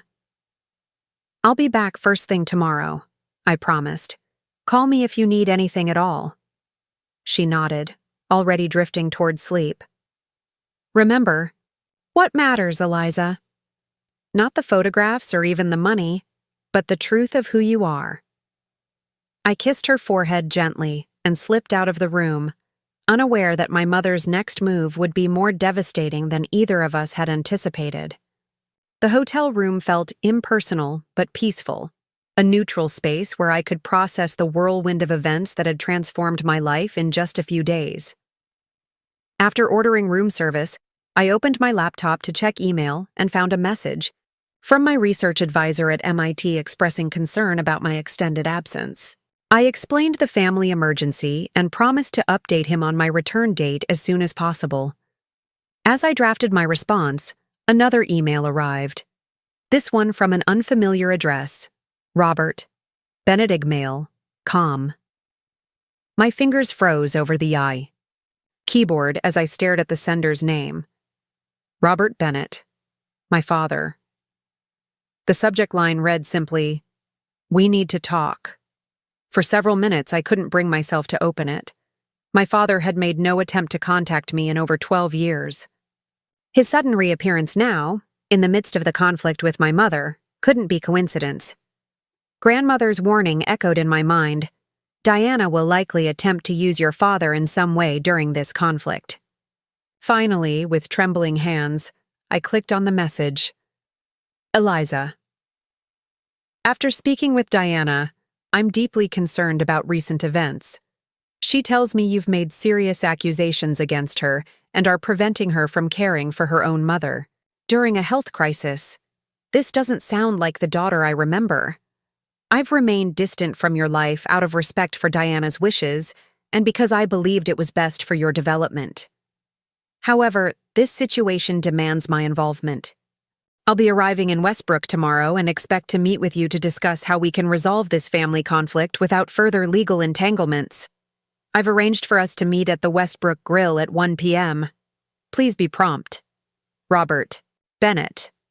The formal tone, the immediate acceptance of my mother's version of events, the presumptuous command to meet him. It was as if a stranger had written to me, not the father whose absence had shaped my childhood. Yet the message also carried the unmistakable echo of my mother's manipulative tactics. Had she dictated it to him? Or had she simply found someone whose weakness made him an effective puppet? I closed the laptop without responding, my mind racing. This was exactly the escalation grandmother had predicted, Diana leveraging my complicated feelings about my father to destabilize me emotionally. The question was, how should I respond? After a restless night, I arrived at the rehabilitation center early, determined to discuss this development with grandmother before making any decisions. I found her sitting up in bed, reviewing exercises with her occupational therapist. "You look like you've seen a ghost," she observed after the therapist left. "Close enough," I replied, showing her my father's email on my phone. Grandmother read it carefully, her expression grave. "Diana moves quickly. I'm not surprised she contacted Robert, but I am concerned about his willingness to involve himself so directly. What do you think he wants?" "Money, most likely." Grandmother's assessment was blunt. Robert's financial situation has never been stable. Diana probably promised him something in exchange for helping her regain control. "Should I meet with him?" Grandmother considered this. "What do you want to do?" The question caught me off guard. Throughout my life, my interactions with my father had been controlled by my mother, first by facilitating them, then by systematically eliminating them. I'd never been asked what I wanted regarding Robert Bennett. "Part of me wants to ignore him completely," I admitted, "but another part is curious about what he has to say. And maybe—" I hesitated, feeling suddenly vulnerable. "Maybe I need to face him directly to finally put this chapter behind me." Grandmother nodded thoughtfully. "There's wisdom in that approach, but you shouldn't face him alone. You can't leave the facility yet." "No, but Henry can accompany you." She reached for the phone beside her bed. "He's dealt with Robert before, during the divorce. His presence will provide both legal protection and emotional support." Mr. Blackwell agreed immediately to join me for the meeting with my father. "Catherine's instincts are sound," he said when I called to make arrangements. "This encounter is almost certainly orchestrated by Diana. Having a witness will limit what Robert can misrepresent afterward." At 12:45 p.m., I entered the Westbrook Grill with Mr. Blackwell at my side. The restaurant was upscale but relaxed, with dark wood paneling and white tablecloths, exactly the kind of establishment my mother would choose for a civilized confrontation. A host led us to a table where a man sat alone, studying a menu. As we approached, he looked up, and I found myself staring into a face that was simultaneously familiar and strange. Older than in my memories, with new lines around the eyes and silver threading through his dark hair, but unmistakably my father. He stood as we approached, surprise evident in his expression when he noticed Mr. Blackwell. "Eliza," he said, his voice deeper than I remembered. "I didn't expect you to bring company." "Mr. Bennett," Henry Blackwell stepped forward, extending his hand. "It's been some time." My father's smile faltered slightly as he shook the attorney's hand. "Henry, I didn't realize you were still involved with the family." "I've represented Catherine Bennett continuously for over 40 years, Mr. Blackwell replied pleasantly.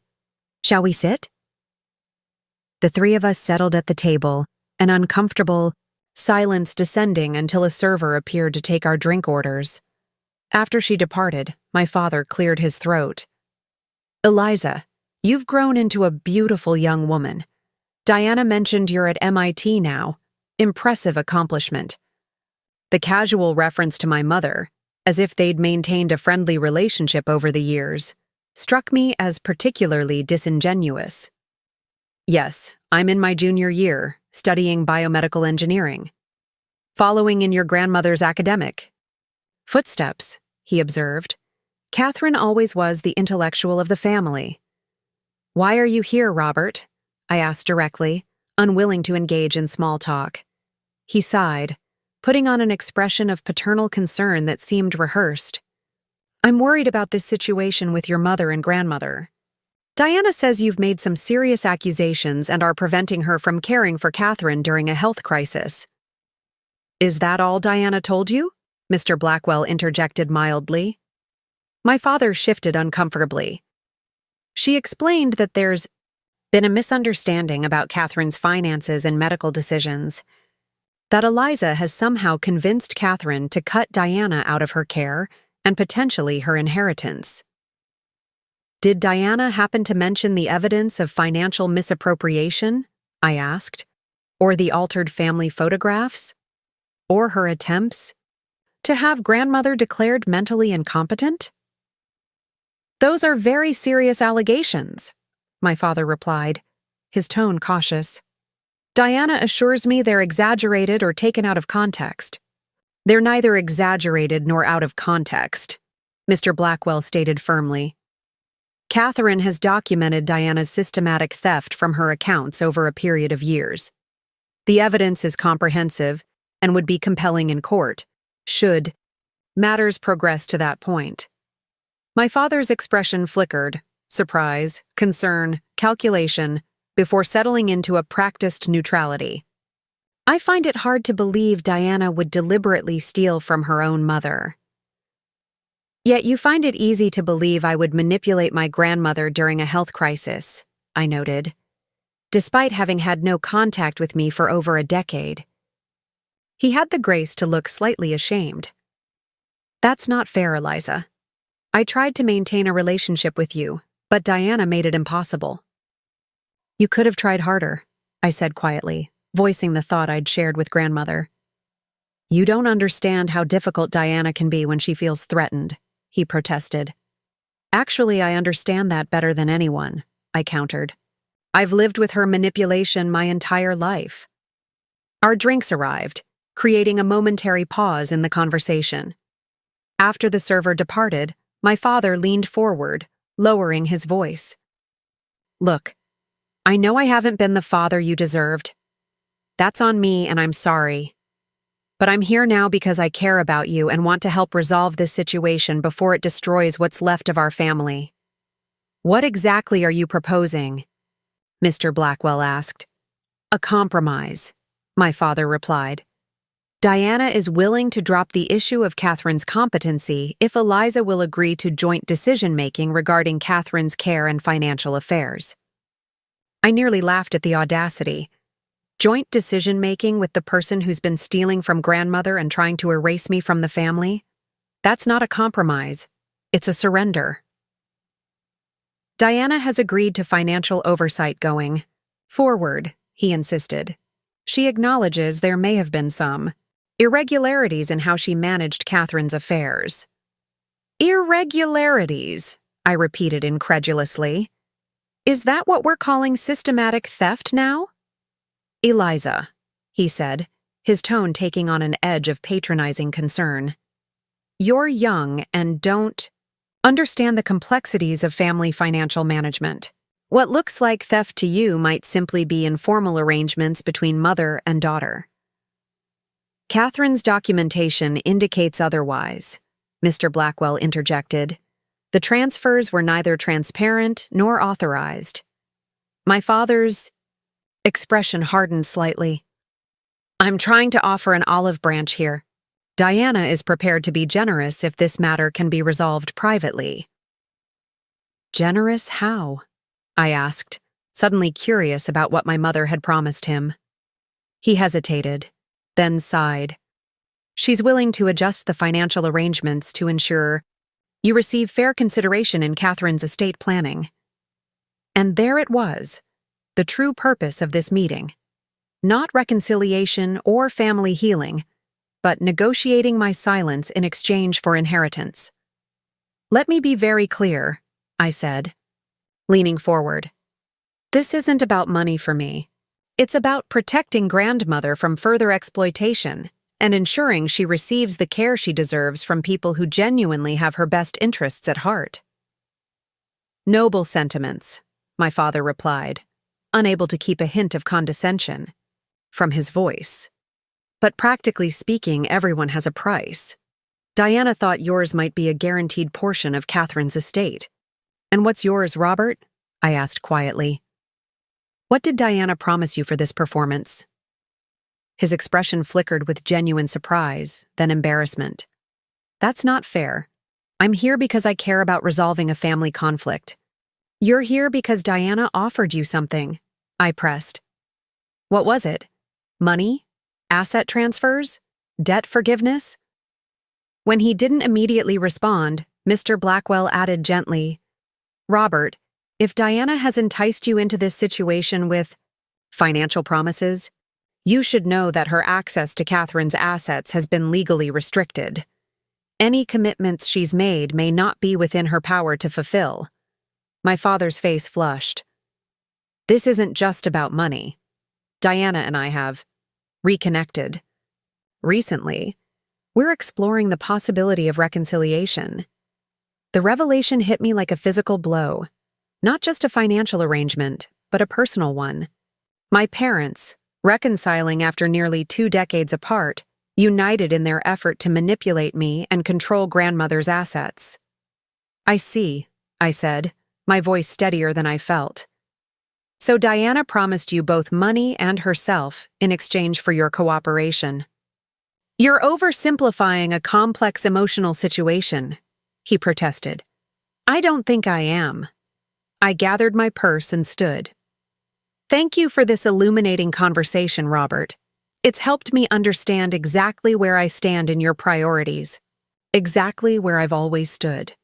Eliza, wait. He reached for my arm, but I stepped back. You're making a mistake.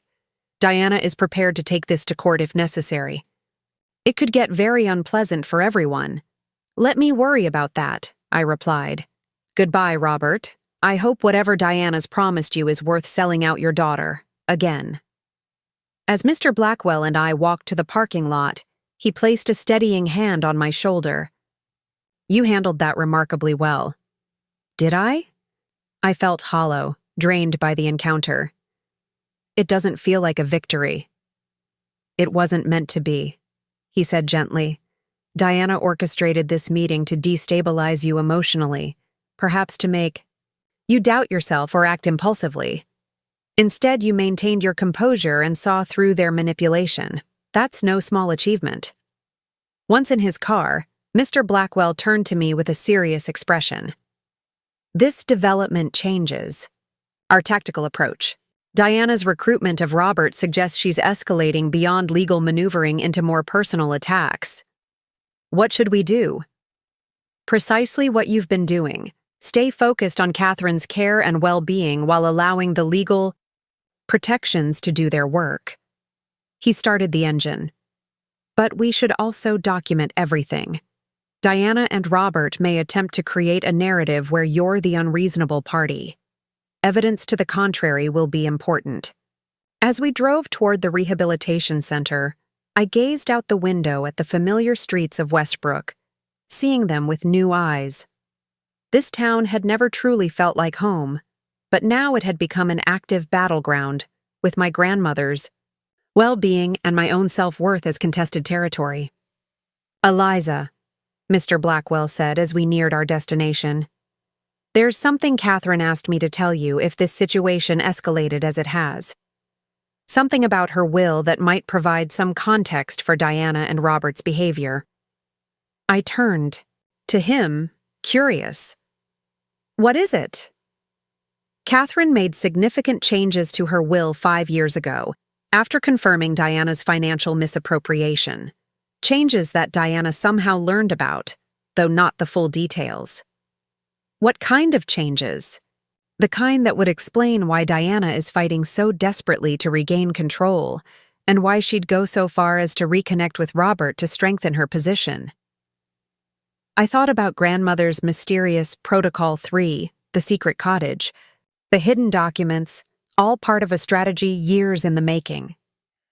Does it have something to do with the family photographs? With Vanessa replacing me?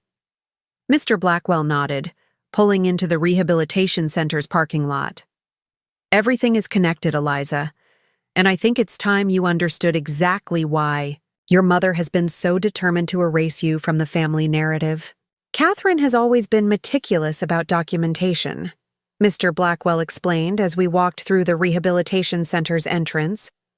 It's a trait that served her well during her academic career and proved invaluable when she began suspecting Diana's financial manipulations. We paused in the lobby, finding a quiet corner away from staff and visitors. I couldn't wait until we reached grandmother's room to hear what he had to tell me. What did she document beyond the financial misappropriation? I asked. Patterns, he replied. Behavioral patterns that revealed Diana's true character and intentions. The altered photographs were just one piece of evidence. Evidence of what, exactly? Mr. Blackwell's expression turned grave. A systematic attempt to replace you with Vanessa, not just visually in family records, but legally in terms of inheritance and family standing. Though I'd witnessed this replacement firsthand for years, hearing it articulated so bluntly sent a chill through me. How could Mother hope to legally replace me in grandmother's will? That's not something she could force, no, but she could attempt to influence Catherine through various means: emotional manipulation, selective information, even medical intervention. He hesitated. About 4 years ago, Diana began suggesting Catherine should update her will to reflect the new family structure.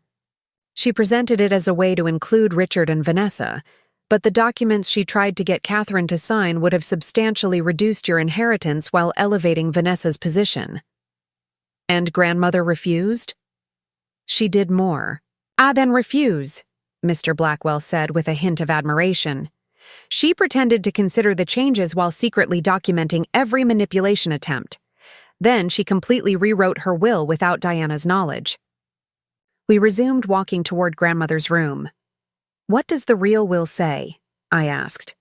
That's for Catherine to share with you, he replied. But I can tell you that it includes specific provisions based on her observations of Diana's behavior toward you over the years. Provisions that would explain Diana's desperate attempts to maintain the fiction that Vanessa has replaced you in the family structure. When we entered grandmother's room, she was sitting in a chair by the window, a physical therapy assistant helping her with hand exercises. Her face brightened when she saw us, but quickly turned serious when she noted our expressions. I take it the meeting with Robert didn't go well, she observed after the assistant left. About as expected, I replied, taking the seat across from her. He's working with Mother. They're apparently reconciling their relationship. Grandmother nodded, unsurprised. Diana always did know how to manipulate Robert. What did they propose? I explained my father's compromise offer, joint decision-making regarding her care and finances in exchange for dropping questions about competency. Predictable, grandmother said with a tired sigh. Diana never could accept losing control of anything she considered hers. She turned to Mr. Blackwell. I assume you've told Eliza it's time she knew the full story. I mentioned that your will might explain Diana's behavior, but left the details for you to share, he confirmed. Grandmother reached for my hand. Eliza, what I'm about to tell you may be difficult to hear, but you deserve to know the truth. Not just about my will, but about why Diana has been so determined to minimize your role in the family while elevating Vanessa's. I braced myself, squeezing her hand gently. I'm ready. It begins with your grandfather's family, she said. The Bennetts have a complex inheritance structure dating back generations. Certain assets, including the main house and several valuable investments, are governed by trust provisions that specify how property passes through the family line. I didn't know that, I said, surprised. Mother never mentioned any family trusts. She's aware of them, though not all the details, grandmother continued. What she does know is that the most valuable Bennett assets pass through direct bloodline descendants only. The implication began to dawn on me. So Vanessa, as a step relation, would not qualify to inherit those particular assets. Grandmother confirmed. Only direct Bennett descendants can receive them. But wouldn't that apply to Mother as well? She's your daughter. Grandmother and Mr. Blackwell exchanged glances. That's where things become complicated, she said. Carefully. Diana is not a Bennett by blood. I stared at her, confused. What do you mean? She's your daughter. She's my daughter through adoption, grandmother clarified gently. Something we've never hidden, but which Diana has always been sensitive about. The revelation stunned me. Mother is adopted, but she looks so much like you. A coincidence that reinforced her sense of belonging, grandmother explained. Diana was 3 when my late husband and I adopted her. Her biological parents had died in an accident, and she was a distant relative on my husband's side.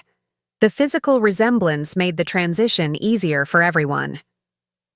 I had no idea, I whispered. She never told me. As I said, it wasn't a secret, but Diana preferred not to discuss it. As she grew older, she became increasingly fixated on proving she was truly a Bennett, on belonging completely to our family line. But what does this have to do with me and Vanessa? Grandmother's expression softened. Everything, my dear. You see, you are the only direct blood descendant of the Bennett line. My husband was the last male Bennett, and while Diana is our daughter in every way that matters emotionally, the trust provisions are explicit about bloodlines. You, as my biological granddaughter through my husband's line, are the only one who can inherit certain family assets. The pieces began falling into place with devastating clarity. So when Mother married Richard and Vanessa became part of the family, Diana saw an opportunity, Mr. Blackwell continued. If she could somehow diminish your status in the family while elevating Vanessa's, she might find a way to challenge the inheritance provisions. The altered photographs, I murmured, understanding dawning. They weren't just about her preference for Vanessa. They were about creating a false historical record. Exactly, grandmother confirmed. Diana was systematically constructing a narrative where Vanessa had essentially replaced you as the Bennett granddaughter. Combined with my potential mental decline, which she's been subtly suggesting to my doctors for years, she hoped to eventually challenge the trust provisions. But that's absurd, I protested. Changing photographs doesn't change biology. In isolation, no, Mr. Blackwell agreed, but combined with other elements, medical records suggesting Catherine's confusion about family relationships, documentation, showing Vanessa had assumed a daughter-like role while you remained distant, testimony from family friends about how Vanessa had become the real granddaughter in practice. It could create enough ambiguity for a legal challenge. I tried to absorb the magnitude of this deception. So, all these years, Mother's resentment toward me, her favoritism toward Vanessa, it wasn't just personality conflict or preference. It was a calculated strategy to change the inheritance structure. Diana's relationship with money and status has always been complicated, grandmother said sadly. Having grown up with the uncertainty of losing her first family, she developed an intense need for security and belonging. That manifested as an obsession with controlling family assets and maintaining social position. When did you realize what she was doing with the photographs and the replacement narrative? I had suspicions for years, but confirmation came about 5 years ago when I discovered she'd been systematically altering family records and photographs. Not just recent ones, but historical archives, removing you from family events, inserting Vanessa into moments that occurred before she even joined our family. The meticulous nature of my mother's deception was breathtaking. And that's when you created Protocol 3? Yes. I worked with Henry to document everything and restructure my will to protect both you and the family assets. Grandmother's expression grew determined. My new will not only confirms your position as the rightful Bennett heir, but includes specific provisions addressing Diana's manipulation attempts. What kind of provisions? I asked. Mr. Blackwell answered. The will explicitly references the altered photographs and financial misappropriation, establishing that Catherine was fully aware of Diana's actions. It includes a no contest clause that would disinherit anyone who challenges its terms. But most significantly, grandmother continued, it contains what legal experts call an ethical behavior clause. Diana's inheritance is conditional upon her demonstrating respect for family history and relationships, specifically, her treatment of you. I felt a strange mix of vindication and sadness. So if she continues trying to erase me from the family, she risks losing her entire inheritance, grandmother confirmed. The clause is carefully worded to require measurable behaviors, not just vague concepts like respect. It includes returning original family photographs to their unaltered state, acknowledging your position in the family and making financial restitution for misappropriated funds. What about Vanessa? I asked, suddenly concerned about my stepsister's position. Despite being manipulated as a pawn in my mother's schemes, she wasn't responsible for creating them. Vanessa is provided for separately, grandmother assured me. I bear no ill will toward her or Richard. They've been caught in Diana's machinations just as you have, though in different ways. I sat back, trying to process everything. Does Mother know about these provisions? She knows the will has been changed, but not the specific terms, Mr. Blackwell explained. When she learned of the changes through a careless comment from my assistant several years ago, she began escalating her efforts to control Catherine's affairs, including the increased financial misappropriation, grandmother added. Diana's spending became more erratic and substantial after she realized I had revised my will. I believe she was attempting to secure as many assets as possible before any changes took effect. And now that you've had a stroke, she sees both urgency and opportunity, grandmother finished my thought. My health crisis creates a deadline for her plans, while potentially providing a basis for claiming I'm mentally incompetent. The complexity of the situation was overwhelming. My mother hadn't just been a difficult parent with a preference for my stepsister. She'd been orchestrating an elaborate scheme to fundamentally alter our family structure and inheritance patterns. The photographs weren't just painful emotional manipulations, they were elements in a legal strategy spanning years. What happens now? I asked, looking between grandmother and Mr. Blackwell. Now that Diana has escalated by bringing Robert into the situation, we need to be prepared for more aggressive tactics, Mr. Blackwell advised. She's likely to pursue the competency evaluation more forcefully and may attempt to challenge your healthcare proxy status. We should move forward with transferring me to the cottage after rehabilitation, grandmother added. Being in a space Diana can't access will provide both practical security and peace of mind. What about the family photographs, the originals that haven't been altered? Safely secured in a bank vault, Mr. Blackwell assured me, along with other documentation establishing the historical accuracy of family relationships. Grandmother suddenly looked tired, the conversation having clearly taxed her limited energy. There's one more thing you should know, Eliza. Something I've kept from everyone, including Henry, until now. Mr. Blackwell raised an eyebrow in surprise. When I first suspected what Diana was doing with the photographs, I installed a small camera in my study, grandmother continued. It captured numerous instances of her searching through my papers, removing family photographs, and in one particularly troubling incident, practicing my signature. You have video evidence, Mr. Blackwell asked, clearly stunned. Yes.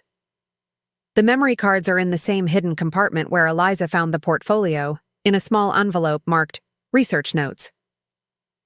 Grandmother turned to me. I didn't mention them earlier because I hoped we wouldn't need such definitive evidence against my own daughter. But given Diana's escalation and her recruitment of Robert, I believe we need every protection available.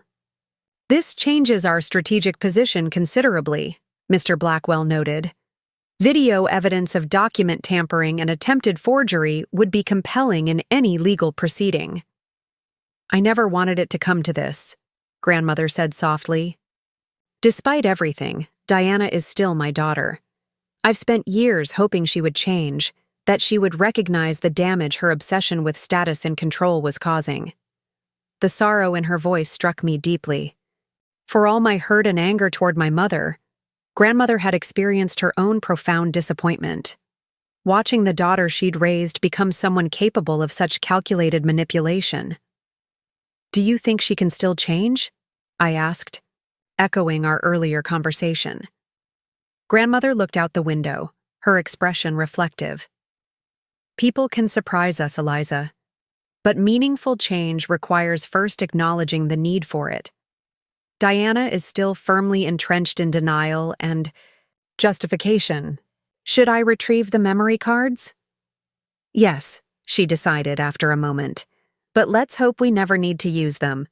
There's a difference between protecting ourselves and seeking retribution." As our conversation concluded, a therapy assistant arrived to take grandmother to her afternoon physical therapy session. I promised to return the next day after retrieving the memory cards from the hidden compartment.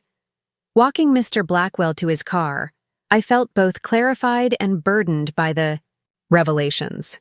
All this time, I thought Mother's treatment of me was because of some fundamental deficiency in who I am, I admitted.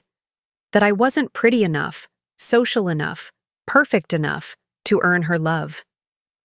A common misunderstanding among children of narcissistic parents, he observed gently. They internalize the parent's behavior as reflection of their worth, when it's actually a manifestation of the parent's own brokenness. How do I move forward with this knowledge? It explains so much, but it doesn't heal the damage. Healing comes gradually, with understanding and proper boundaries, he advised. For now, focus on what Catherine needs and on protecting yourself from further manipulation. The rest will unfold in its own time. As I watched him drive away, I felt a strange mixture of grief and liberation. The truth about my mother's schemes had finally been revealed, but with it came the painful certainty that the mother I'd always hoped for, one who would love me unconditionally and see me clearly, had never existed, and likely never would. Yet there was also freedom in that truth. The weight of constantly trying to earn her approval, of questioning my own worth based on her treatment, could finally be set down. I was not deficient or unlovable. I was, quite simply, an obstacle to her ambitions, one she had tried to systematically remove from the family narrative. As I walked to my car, my phone buzzed with a text from an unknown number. "We need to talk alone. Vanessa." I stared at the message, uncertain how to respond. Vanessa had seemed genuinely confused during her hospital visit, caught between loyalty to my mother and dawning awareness of the manipulation surrounding her. But was this message truly from her, or another of my mother's tactics? After a moment's hesitation, I replied, "How do I know this is really Vanessa?" The response came quickly. "I'm wearing your blue MIT sweatshirt right now, the one you left in your closet last year. It still smells like your lavender detergent." The detail was convincing. Specific enough that it wouldn't be something my mother would think to include in a fake message. I texted back, "When and where?" "Lakeside Park, by the old boathouse." 30 minutes? I checked the time. It was nearly 4 p.m., giving me enough daylight for a safe meeting in a public place. "I'll be there." Lakeside Park had been a sanctuary during my high school years, far enough from our neighborhood that I rarely encountered classmates or family friends, but close enough to reach by bike. The boathouse, a weathered wooden structure rarely used except during summer months, offered privacy without isolation. I arrived first, parking in the small lot and walking down to the lakeshore. The November afternoon was chilly, the sun already beginning its early winter descent. I zipped my jacket higher, watching my breath form small clouds in the cold air. The crunch of gravel announced Vanessa's arrival. She approached slowly, wearing my MIT sweatshirt as promised, her expression uncertain. Without the carefully applied makeup she typically wore, she looked younger and more vulnerable. Thanks for coming, she said, stopping a few feet away. Your text was intriguing, I replied neutrally. Vanessa glanced around nervously. I didn't tell anyone I was meeting. You, not even my dad. Why the secrecy? Because Diana wouldn't want me talking to you directly. She wrapped her arms around herself. Whether from cold or discomfort, I couldn't tell. Things have gotten really weird at home since your grandmother's stroke. Weird how? Diana's been acting erratic, going through Catherine's things, making late-night phone calls, drinking more than usual. Vanessa hesitated. Last night I overheard her arguing with your father. She promised him money she doesn't have access to, and when he pointed that out, she said it wouldn't matter once the old woman is declared incompetent. A chill that had nothing to do with the weather ran through me. She referred to grandmother as the old woman? Vanessa nodded. She didn't know I was listening. It was ugly. Not the Diana she presents to everyone else. We began walking along the lakeshore, our footsteps synchronizing naturally. Why are you telling me this? I asked. You've always been loyal to my mother. Have I had a choice? Her question carried a weight of realization. Since Mom died when I was 12, Diana has been the only mother figure in my life. Dad was so relieved when she took an interest in me, made me feel welcome in your family. But lately I've been wondering about the price of that welcome. What do you mean? Vanessa stopped, turning to face me directly. The photographs, Eliza. I knew about the holiday cards and social media posts. Diana said it was just to show a unified family image. But yesterday, I found a box in her closet full of original family photos. Photos where you've been cut out or I've been edited in. Some from years before Dad and I even met your family. Her distress seemed genuine, her eyes troubled and questioning. There's one picture, you and Catherine at some science fair. You're holding a trophy, but Diana altered it to put my face over yours. Why would she do that? The question hung between us, weighted with years of complex family dynamics. How much did Vanessa know about the Bennett inheritance structure? About Diana's adoption status? About her role as an unwitting pawn in my mother's schemes? It's complicated, I said carefully. Mother has been constructing a specific narrative about our family, one where you've essentially replaced me. But why? Vanessa pressed. I know she prefers me. I'm more like her, more interested in the things she values. But this goes beyond preference. It's like she's trying to erase you completely and substitute me instead. It feels calculated. It is calculated, I confirmed, and it has to do with inheritance and family status more than personal preference. I explained the basics, the Bennett bloodline requirements for certain inheritances, grandmother's discovery of financial misappropriation, and my mother's efforts to position Vanessa as the real granddaughter. I omitted the details about Diana's adoption, feeling that particular revelation wasn't mine to share. Vanessa listened with growing horror. So she's been using me, she said flatly when I finished. All the attention, the gifts, the special bond we supposedly share, it was about positioning me to challenge your inheritance rights? I believe she does care for you, I offered, surprised to find myself defending my mother. But yes, there was an ulterior motive to how she elevated your position in the family. Vanessa sank onto a nearby bench, looking stunned. I feel so stupid. All these years, I thought she chose me because I was special somehow. Because I fitted into her world better than you did. She looked up, her expression contrite. I'm sorry, Eliza. I enjoyed being the favorite. I liked feeling chosen, especially after losing my mom. I never questioned why Diana treated you the way she did. You were a child when your mother died and our parents married, I said gently. You needed a mother figure, and Diana offered that. You couldn't have known about her deeper motivations. But I participated, Vanessa insisted. I wore your necklace knowing it upset you. I accepted being photoshopped into your childhood memories. I let her isolate you from family events without questioning it. She ran her hands through her hair in frustration. I was complicit, even if I didn't understand the full picture. Her self-awareness surprised me. I'd spent so many years viewing Vanessa as an extension of my mother, willing participant in my erasure, happy beneficiary of my exclusion, that I'd never considered she might be another victim of Diana's manipulation. What changed? I asked. Why are you telling me this now? Last night, after I overheard Diana and your father arguing, I found her in Catherine's study going through the desk drawers. When I asked what she was looking for, she said evidence of mental decline that could help establish a case for guardianship. Vanessa's voice dropped lower. She asked me if I would be willing to testify that I'd noticed Catherine seeming confused about who I was, mistaking me for you sometimes. And would you? I asked, suddenly concerned. No, Vanessa said firmly. That would be a lie. Catherine has always been completely clear about who everyone is. Besides, she hesitated. I don't want to be part of hurting your grandmother. She's always been kind to me, even when she clearly saw through what Diana was doing.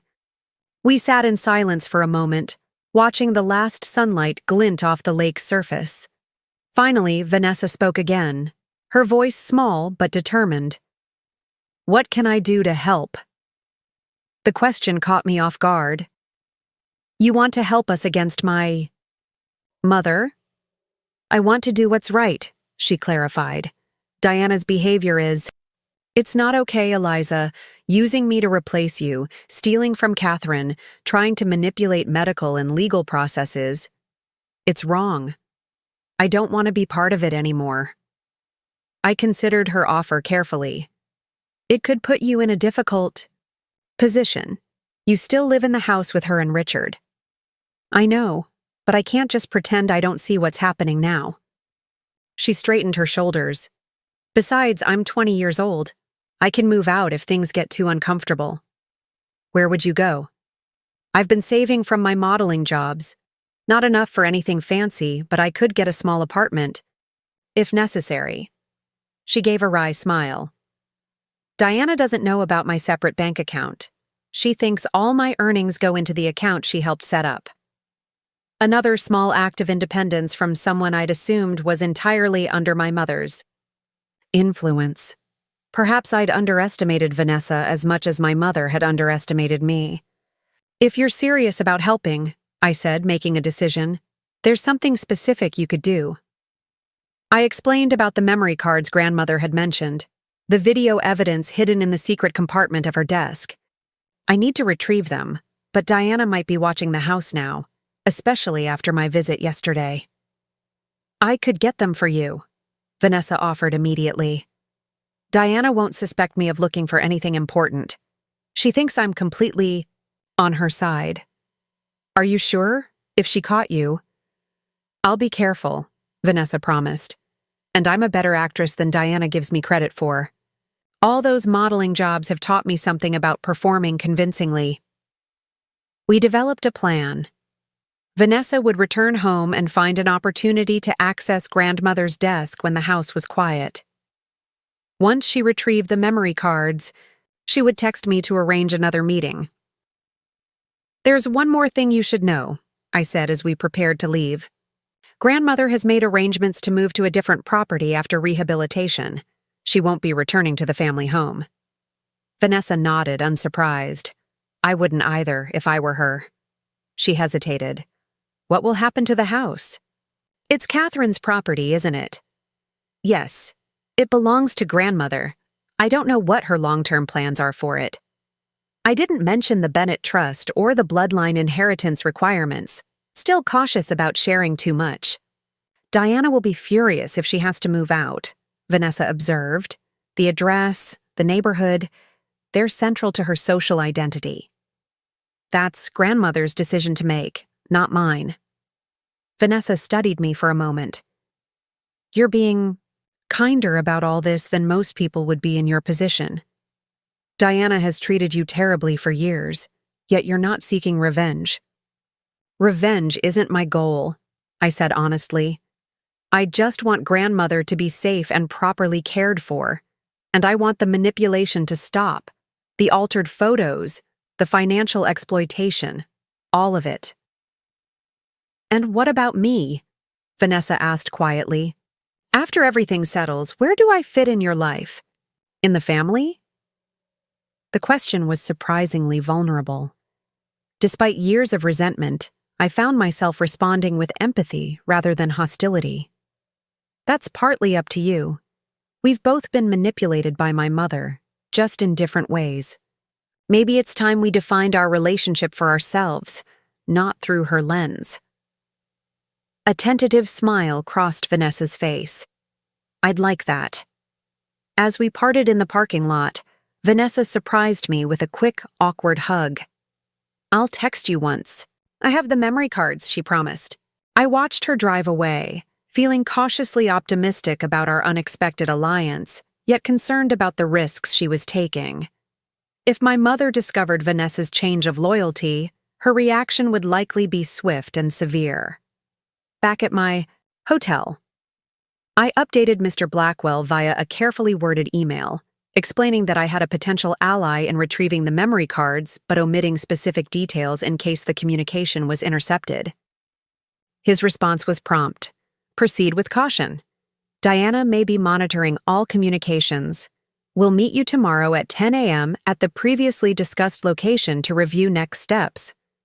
That night, I slept fitfully, my dreams filled with distorted family photographs where faces shifted and changed, identities blurring into one another in disturbing ways. I woke early, checking my phone immediately for messages from Vanessa, but found none. After a quick breakfast in the hotel restaurant, I drove to the rehabilitation center, arriving just as grandmother was finishing her morning therapy session. She looked stronger today, able to move her left arm with greater control and less visible fatigue. You seem preoccupied, she observed as the therapist helped her back to her room. Once we were alone, I explained my meeting with Vanessa and our plan to retrieve the memory cards. Do you trust her? Grandmother asked, her expression thoughtful. I'm not sure, I admitted. She seems genuinely disturbed by what she's discovered about Mother's behavior, but they've been close for years. It's hard to know where her true loyalty lies. People surprise us, Grandmother said, echoing her earlier wisdom. Sometimes for the worse, sometimes for the better. Vanessa has been influenced by Diana since she was a vulnerable child grieving her mother. Finding her own moral compass is an important step in her development. But is it worth the risk if Mother catches her searching the desk? The memory cards are important evidence, but not worth putting Vanessa in danger, Grandmother E. decided. Call her and tell her to abort the plan. We'll find another way. Before I could reach for my phone, it buzzed with an incoming text. From Vanessa. Got them. Meet same place, 1 p.m. I showed Grandmother the message, relief and concern, mingling in equal measure. She already did it. Then you need to meet her as planned, Grandmother said. But be careful, Eliza. Diana won't react well to discovering she's losing control of both her narrative and her allies. As I prepared to leave, a nurse entered with medication and a gentle reminder that Dr. Joseph Walker, the psychiatrist, was scheduled to evaluate Grandmother at noon. I never agreed to a psychiatric evaluation, Grandmother said firmly. The nurse looked confused. It's on the schedule, ordered by... She checked her tablet.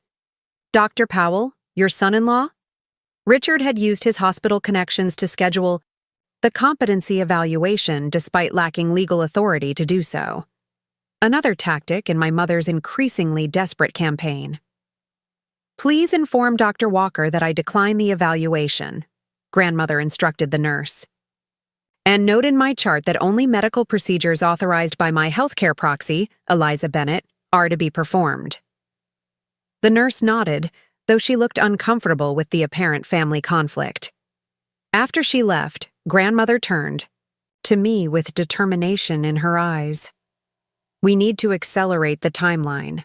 Contact Henry immediately and tell him to prepare the cottage. I want to be transferred there as soon as medically feasible, even if it means hiring private rehabilitation services. Are you sure that's wise from a medical perspective? What's unwise is remaining vulnerable to Diana's machinations, Grandmother replied firmly. The rehabilitation center is excellent, but too easily accessed by Diana and her allies. The cottage will provide both the care I need and the security we require. I called Mr. Blackwell from Grandmother's room, explaining the situation and her request. He agreed to make immediate arrangements, including hiring a private nursing service and arranging for specialized equipment to be delivered to the cottage. I'll need a few days to set everything up properly, he cautioned. In the meantime, I suggest you or someone you trust remains with Catherine as much as possible. After assuring Grandmother I would return before the unauthorized psychiatric evaluation was scheduled, I left for my meeting with Vanessa, my mind racing with contingency plans and growing concern about my mother's escalating tactics. The memory cards Vanessa had retrieved might provide powerful evidence of Diana's manipulation, but they also represented a significant escalation in our conflict.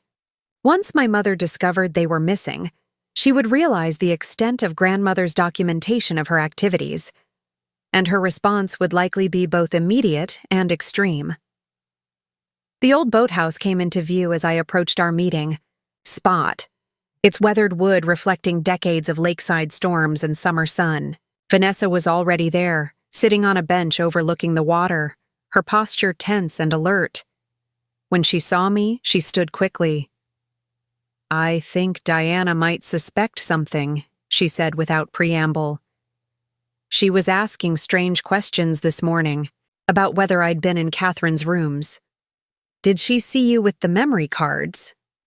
No, I was careful. But she knows I visited Catherine at the hospital and seems paranoid about what we might have discussed. Vanessa reached into her pocket and withdrew a small envelope. Here they are, 4 micro SD cards labeled by date ranges. I took the envelope, feeling the weight of its contents beyond the physical, evidence that might finally end my mother's manipulations, but could also irrevocably fracture whatever remained of our family. Thank you for doing this, I said. I know. It wasn't easy. Vanessa hesitated, then pulled something else from her jacket, a folded photograph. I found this while I was searching for the memory cards. It fell out of one of Catherine's books.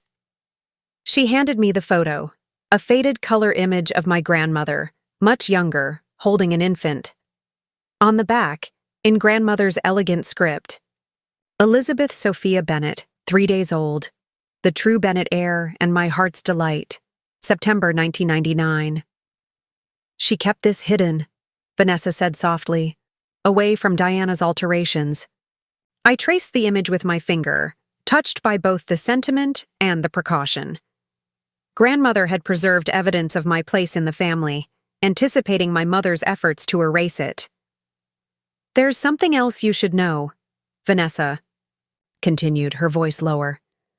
After I got the memory cards this morning, I overheard Diana on the phone with someone at the hospital. She was insistent about moving Catherine to a different facility, one called Meadowbrook Care Center. The name sent a chill through me.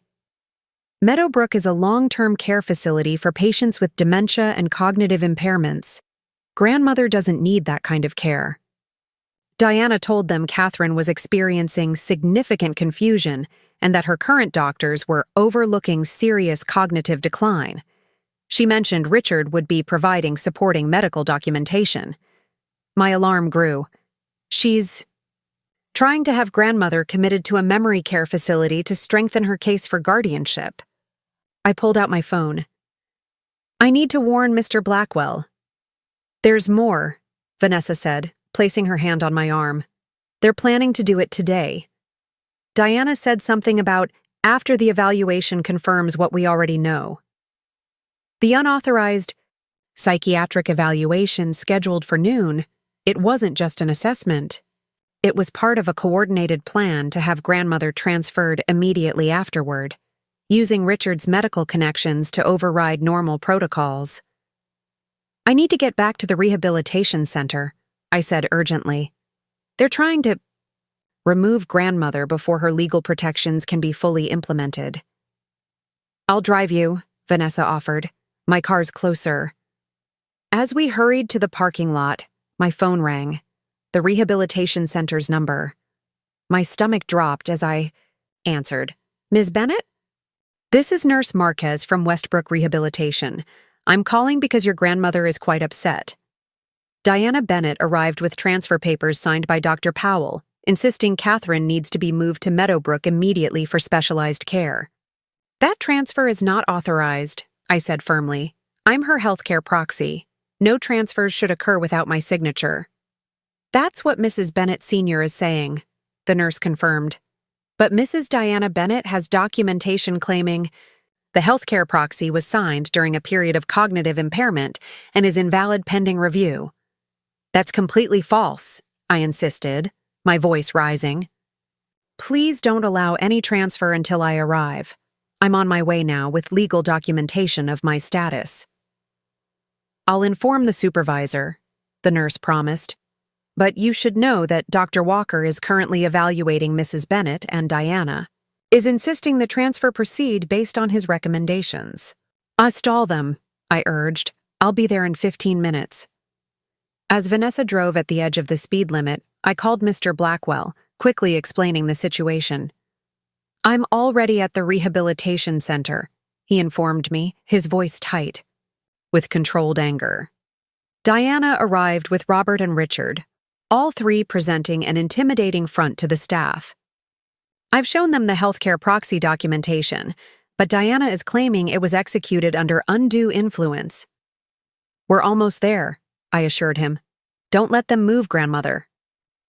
"I've contacted the facility's legal department and the police," he said. "But hurry, Eliza. Diana is becoming increasingly agitated, and the staff seems unsure how to proceed with conflicting claims." When we arrived at the rehabilitation center, the atmosphere was tense. A security guard stood outside grandmother's room, while raised voices could be heard from inside. Mr. Blackwell met us in the corridor. "The situation has escalated," he said gravely. Dr. Walker completed his evaluation and, unsurprisingly, given his connection to Richard, has expressed concerns about Catherine's capacity for medical decision-making. Diana is using this as justification for immediate transfer to Meadowbrook. "She can't do that," I protested. "The healthcare proxy is legally binding." "Correct, but Diana is creating enough doubt and chaos that the facility's administration is hesitating. They don't want to be accused of ignoring a legitimate medical recommendation, especially one supported by a family member who is also a doctor." I handed him the envelope containing the memory cards. These contain video evidence of Mother searching through grandmother's papers, removing family photographs, and practicing her signature for forgery. Grandmother installed security cameras in her study years ago. Mr. Blackwell's eyebrows rose. "This could be crucial evidence if we need to seek emergency intervention from the court." He glanced at Vanessa. "How did you obtain these?" "I removed them from Catherine's desk this morning," Vanessa admitted. "Diana doesn't know I have them, or rather that I took them for Eliza." Before Mr. Blackwell could respond, the door to grandmother's room opened, and my mother emerged. Her face flushed with anger. She froze momentarily when she saw me. Then her eyes narrowed as she noticed Vanessa at my side. "What are you doing here?" she demanded of her stepdaughter. "I told you to stay home." "I came to help Eliza," Vanessa replied, her voice steady, despite her obvious nervousness. "What you're doing is wrong, Diana." My mother's expression shifted from surprise to cold fury. "I see. You've chosen sides against your own family." "I've chosen what's right," Vanessa countered. "Catherine doesn't need to be in a memory care facility. You're trying to have her declared incompetent so you can control her money." "You have no idea what you're talking about," my mother snapped. "Catherine is experiencing significant cognitive decline. Dr. Walker has confirmed it. We're moving her to a facility equipped to handle her condition. The only decline here is in your ethics, Mother, I interjected, stepping forward. We have evidence of your attempts to forge grandmother's signature, your financial misappropriation, and your systematic alteration of family photographs. My father appeared in the doorway behind my mother, looking uncomfortable. Diana, perhaps we should discuss this privately. The facility administrator is suggesting we postpone any transfer until the legal questions are resolved. There are no legal questions, my mother insisted. Mother is confused and being manipulated by Eliza and that lawyer. The healthcare proxy should never have been approved in the first place. Mr. Blackwell stepped forward, his professional demeanor a stark contrast to my mother's increasing agitation. Mrs. Bennett, I would strongly advise against pursuing this course of action. Attempting to override a legally executed healthcare proxy and forcibly transferring Catherine against her will could result in serious legal consequences. Are you threatening me? My mother demanded. I'm informing you of legal reality, he replied calmly, as I've already explained to the facility administrator and the police officers who have just arrived at my request. As if on cue, 2 uniformed officers appeared at the end of the corridor, accompanied by a woman in a business suit who I assumed was from the rehabilitation center's administration. My mother's composure slipped further. This is absurd. I'm trying to protect my mother from exploitation by my estranged daughter and an unscrupulous lawyer. Perhaps we should all speak with the police present, Mr. Blackwell suggested. I'm sure they would be interested in reviewing the evidence of financial misappropriation and attempted forgery. The mention of evidence seemed to startle my father. What evidence? He asked, looking between Mr. Blackwell and my mother. Video. Recordings, I explained, watching my mother's face. Grandmother installed security cameras in her study years ago. They captured Mother searching through her papers, removing photographs, and practicing grandmother's signature. The blood drained from my mother's face. That's an invasion of privacy. She can't record people without their knowledge. In her own private study? Mr. Blackwell raised an eyebrow. I believe the courts would find that perfectly legal, especially given the documented pattern of financial exploitation that preceded it. Richard emerged from grandmother's room, his expression grave. Diana, we need to stop this now. Police are asking about financial transactions between your accounts and Catherine's, things I wasn't aware of. My mother turned on him, her carefully constructed facade crumbling completely. Don't you dare back out now. We had an agreement. Your practice is on the line too. Richard flinched at the public acknowledgement of his complicity. I agreed to help with Catherine's care, not to falsify medical recommendations or participate in financial impropriety. The administrators and police moved closer, their expressions growing more concerned as they witnessed the increasingly chaotic confrontation. Perhaps we should continue this discussion in a more private setting, one of the officers suggested, gesturing toward a conference room across the hall. As the group began moving toward the indicated room, I slipped into grandmother's room, finding her sitting upright in her bed, alert and composed, despite the turmoil outside her door. I heard everything, she said before I could speak. Diana has overplayed her hand. Are you all right? Did Dr. Walker upset you with his evaluation? Grandmother smiled grimly. Dr. Walker made the mistake of assuming I'm a frail old woman easily intimidated by medical jargon. I recorded our entire conversation on my phone. Another piece of evidence showing his evaluation was neither thorough nor objective. I shook my head in admiration. You've been 3 steps ahead of Mother this entire time. Not always, she admitted, but I learned from my mistakes. Diana's behavior has been escalating for years. I simply prepared accordingly. We were interrupted by Mr. Blackwell, who entered looking both relieved and grave. The immediate crisis has been averted. The facility has confirmed they will not authorize any transfer without Eliza's approval as healthcare proxy. The police have taken preliminary statements regarding the financial irregularities and have requested formal documentation. And Diana? Grandmother asked, currently giving a rather incoherent statement to the officers, alternating between denial, justification, and accusations against you and Eliza. He sat in the visitor's chair, suddenly looking his age. Catherine, this has moved beyond family conflict into potential criminal territory.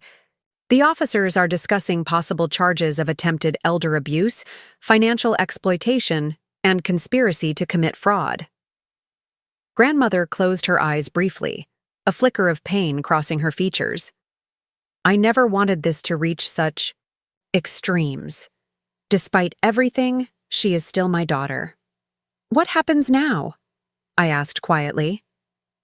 That depends partly on you and Catherine, Mr. Blackwell replied.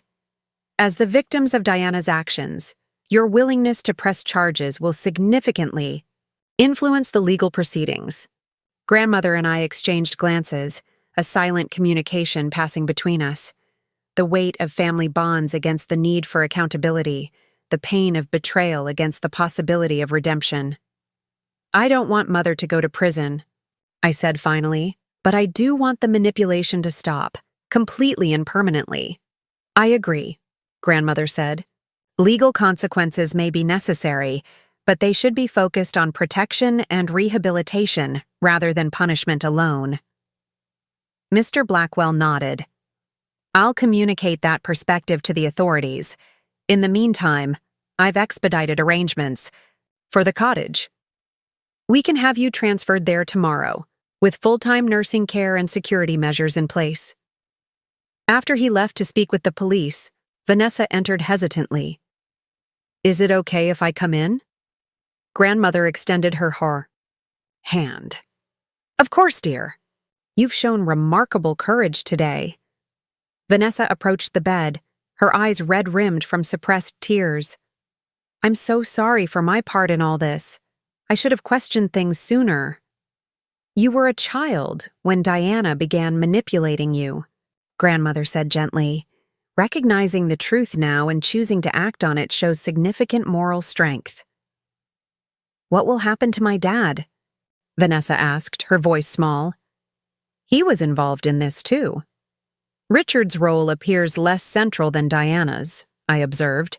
He followed her lead rather than initiating the deception. That doesn't excuse his actions, Grandmother noted, but it may affect how the authorities view his culpability. We sat together in thoughtful silence until a soft knock at the door announced the arrival of one of the police officers, requesting formal statements from each of us. The process was exhausting but necessary, the officer taking detailed notes about the altered photographs, financial discrepancies, and Diana's escalating attempts to have Grandmother declared incompetent. By evening, a temporary resolution had been reached. Diana was released but ordered to have no contact with Grandmother pending further investigation. Robert had slipped away during the confusion, unwilling to face potential legal scrutiny. Richard, seemingly shaken by the exposure of Diana's schemes, had returned to the family home alone. As visiting hours ended, I prepared to leave for my hotel, promising to return early the next morning for Grandmother's transfer to the cottage. What about you? I asked Vanessa, who had remained supportive throughout the grueling day. Will you be okay going back to the house with Richard? She shook her head. I can't go back there tonight. Diana will be furious about my betrayal. I called a friend who has a spare room. You could stay with me at the hotel, I offered impulsively. They have double rooms. Vanessa looked surprised, then grateful. Are you sure? Yes, I said, finding I genuinely meant it. We've both been manipulated by my mother for years. Maybe it's time we supported each other instead. That night, in the neutral territory of a hotel room, Vanessa and I talked for hours about our childhoods, our perceptions of each other, the subtle and not-so-subtle ways Diana had driven wedges between us. We discovered shared interests beyond the superficial differences my mother had always emphasized, and found ourselves laughing over absurd memories despite the seriousness of our situation. "I always thought you were so lucky," Vanessa admitted, as our conversation wound down. "To have this amazing grandmother who believed in you completely, to be so smart and focused, to know exactly who you are. And I envied your social ease," I confessed. "The way you could walk into a room and immediately connect with people. How you seemed to effortlessly earn Mother's approval when I could never manage it." "Nothing about Diana's approval is effortless," Vanessa said with newfound wisdom. "It always comes with strings and conditions. I was just willing to meet those conditions because I so desperately wanted a mother after losing mine." The next morning, we arrived at the rehabilitation center to find grandmother already dressed and prepared for transfer, her few personal belongings packed neatly in the overnight bag I'd brought days earlier. "The cottage is ready," Mr. Blackwell announced when he joined us. "Private nursing staff, security system, and all necessary medical equipment in place. The rehabilitation center has approved outpatient therapy services." As we helped grandmother into the transport van, a familiar car pulled into the parking lot. My mother emerged, ignoring the restraining order that prohibited her from approaching grandmother. "Mother," she called, hurrying toward us. "You can't seriously be leaving. We need to talk about this as a family." Mr. Blackwell stepped between them. "Mrs. Bennett, you've been ordered to have no contact with Catherine. Please don't force." "Me to call the police!" My mother's gaze swept past him, fixing on me with cold fury, then shifting to Vanessa with naked betrayal. "So this is how it ends? My own family conspiring against me?" "This isn't a conspiracy, Diana," grandmother said wearily. "It's the natural consequence of years of manipulation and deception. You created this situation through your own actions." "I was protecting our family legacy," my mother insisted. "Everything I did was to preserve what we've built, what we stand for in this community." "No," I said quietly. "You were protecting your image and your access to money that wasn't yours. The family you claim to value so highly was just a tool for your ambitions." My mother's composed mask slipped completely, revealing the desperate woman beneath. "You have no idea what I've sacrificed, the humiliations I've endured. I deserve to be recognized as a true Bennett, not just some charity case they took in. Out of obligation!" Her words hung in the air, the raw pain of her adoption status finally exposed. Vanessa looked confused, while grandmother's expression softened with a complex mixture of compassion and resolve. "Diana," grandmother said gently, "you were never a charity case. We chose you, loved you as our own. The Bennett name was freely given to you with all the love parents have for their child. That you could never accept that love as sufficient, that you needed to control and manipulate to feel secure. That's the tragedy here." My mother seemed to deflate, the righteous indignation draining away to reveal something more vulnerable. For a brief moment, I glimpsed the wounded child beneath the calculating adult, the little girl who had lost her first family and never quite believed in the permanence of her second. "The cottage has a second bedroom," grandmother said unexpectedly. "If you're willing to respect boundaries and engage in family therapy, there might eventually be a path forward for reconciliation. Not immediately, but perhaps in time." My mother stared at her, clearly caught off guard by the offer. "You would consider that? After everything that's happened?" "Family is complicated," grandmother replied. "Healing requires accountability, but it also requires compassion. The choice is yours, Diana." Without waiting for a response, she nodded to the transport driver, who closed the van door. As we pulled away, I caught a final glimpse of my mother standing alone in the parking lot, a solitary figure watching as her carefully constructed narrative crumbled around her. 1 week later, I stood beside grandmother on the porch of her cottage, watching the sun set over the small garden. Her recovery was progressing steadily, her speech almost fully restored, and her left side mobility improving daily with therapy. Have you decided about returning to MIT for the spring semester? She asked, adjusting the light blanket over her lap despite the warmth of the evening. I've arranged to complete this semester remotely, I explained. For spring, I'll return to campus but come back for long weekends. Mr. Blackwell has found excellent full-time care for you, and the security system will prevent any unauthorized visits from Mother. Diana has agreed to enter therapy, Grandmother said. Both individual counseling and family sessions, as a condition of avoiding criminal charges. Do you believe she'll change? Grandmother considered this thoughtfully. People can surprise us, Eliza. Diana's issues are deeply rooted in early trauma and insecurity. Real change will require her to confront painful truths about herself and her behavior. It won't be quick or easy. And the family photographs, the ones she altered? Henry is working with a digital restoration specialist to recover the originals from various sources. She reached for my hand. Our history cannot be erased, Eliza, no matter how skillfully someone manipulates the evidence. The truth remains the truth. As if summoned by our conversation, my phone chimed with a message from Vanessa, who had moved into a small apartment near her community college. Found more original photos in Dad's old albums. Coming by tomorrow to show you both. Also bringing that blackberry cobbler Catherine likes. I showed Grandmother the message with a smile. Vanessa has been surprisingly thoughtful during all this. Not so surprising, Grandmother observed. Once freed from Diana's influence, she's discovering who she truly is, just as you did years ago despite Diana's attempts to diminish you. The following afternoon, as Vanessa shared her discovered photographs and Grandmother told stories of the moments they captured, I reflected on the strange journey that had brought us to this point. The family portrayed in my mother's carefully edited photographs had never existed, a fiction created to serve her needs and ambitions. Yet here, in this cottage, something authentic was emerging. A relationship between Grandmother, Vanessa, and me based on truth rather than manipulation, on genuine connection rather than calculated performance. It wasn't the perfect family from the holiday cards, with coordinated outfits and manufactured smiles.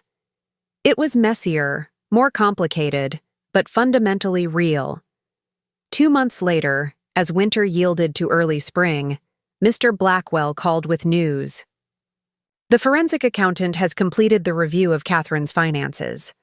As expected, Diana's misappropriation was extensive. What happens now? I asked. The trust will require restitution, but Catherine has requested it be structured as a long-term repayment plan rather than immediate legal action. Diana has agreed to the terms. After we hung up, I joined Grandmother in the garden, where she was supervising the planting of new rose bushes from her wheelchair. Mr. Blackwell called about Mother's financial restitution, I told her. She nodded, unsurprised. Diana called yesterday to discuss it. She seemed different. More subdued, less defensive. Do you think it's genuine, or just another performance? Time will tell, Grandmother said wisely. But her therapist reports she's doing the difficult work of examining her behaviors and their roots. That's a start. As we watched the gardener carefully position a fragrant climbing rose against the cottage trellis, Grandmother handed me an envelope. This arrived from the digital restoration specialist this morning. Inside was a family photograph I remembered from my childhood. Grandmother, my grandfather, my mother, and me at about age 5, standing together on the porch of the family home. My mother had altered this image years ago, replacing me with Vanessa and changing the date. The original, Grandmother said softly, one of many being restored. I studied the image, noting how my mother's smile reached her eyes in this unaltered version, how her hand rested protectively on my shoulder. Before the resentment had fully formed, before she had decided I was an obstacle rather than a daughter. There was love there once, Grandmother observed, following my gaze. beneath the ambition and insecurity. Perhaps with time and healing, there can be again. I wasn't sure I shared her optimism, but I respected her capacity for hope despite everything she had endured. That evening, I received an unexpected text from my mother, the first direct communication since the confrontation at the rehabilitation center. I found some of your research papers from MIT online. Your work on targeted drug delivery systems is impressive. I didn't understand much of it, but I'm proud of what you've accomplished. The message was awkward, tentative, not the polished performance of the mother who had systematically erased me from family photographs. But perhaps that was the point. Maybe real connection could only begin when the perfect images were set aside, allowing the complicated, imperfect truth to emerge. I thought carefully before responding. Thank you. That means more than you might realize. It was a small step, uncertain and fragile. But like the newly planted roses in grandmother's garden, sometimes growth begins not with grand gestures, but with the quiet, persistent push toward light after a long, dark winter. Up next, you've got 2 more standout stories right on your screen. If this one hit the mark, you won't want to pass these up. Just click and check them out. And don't forget to subscribe and turn on the notification bell so you don't miss any upload from us.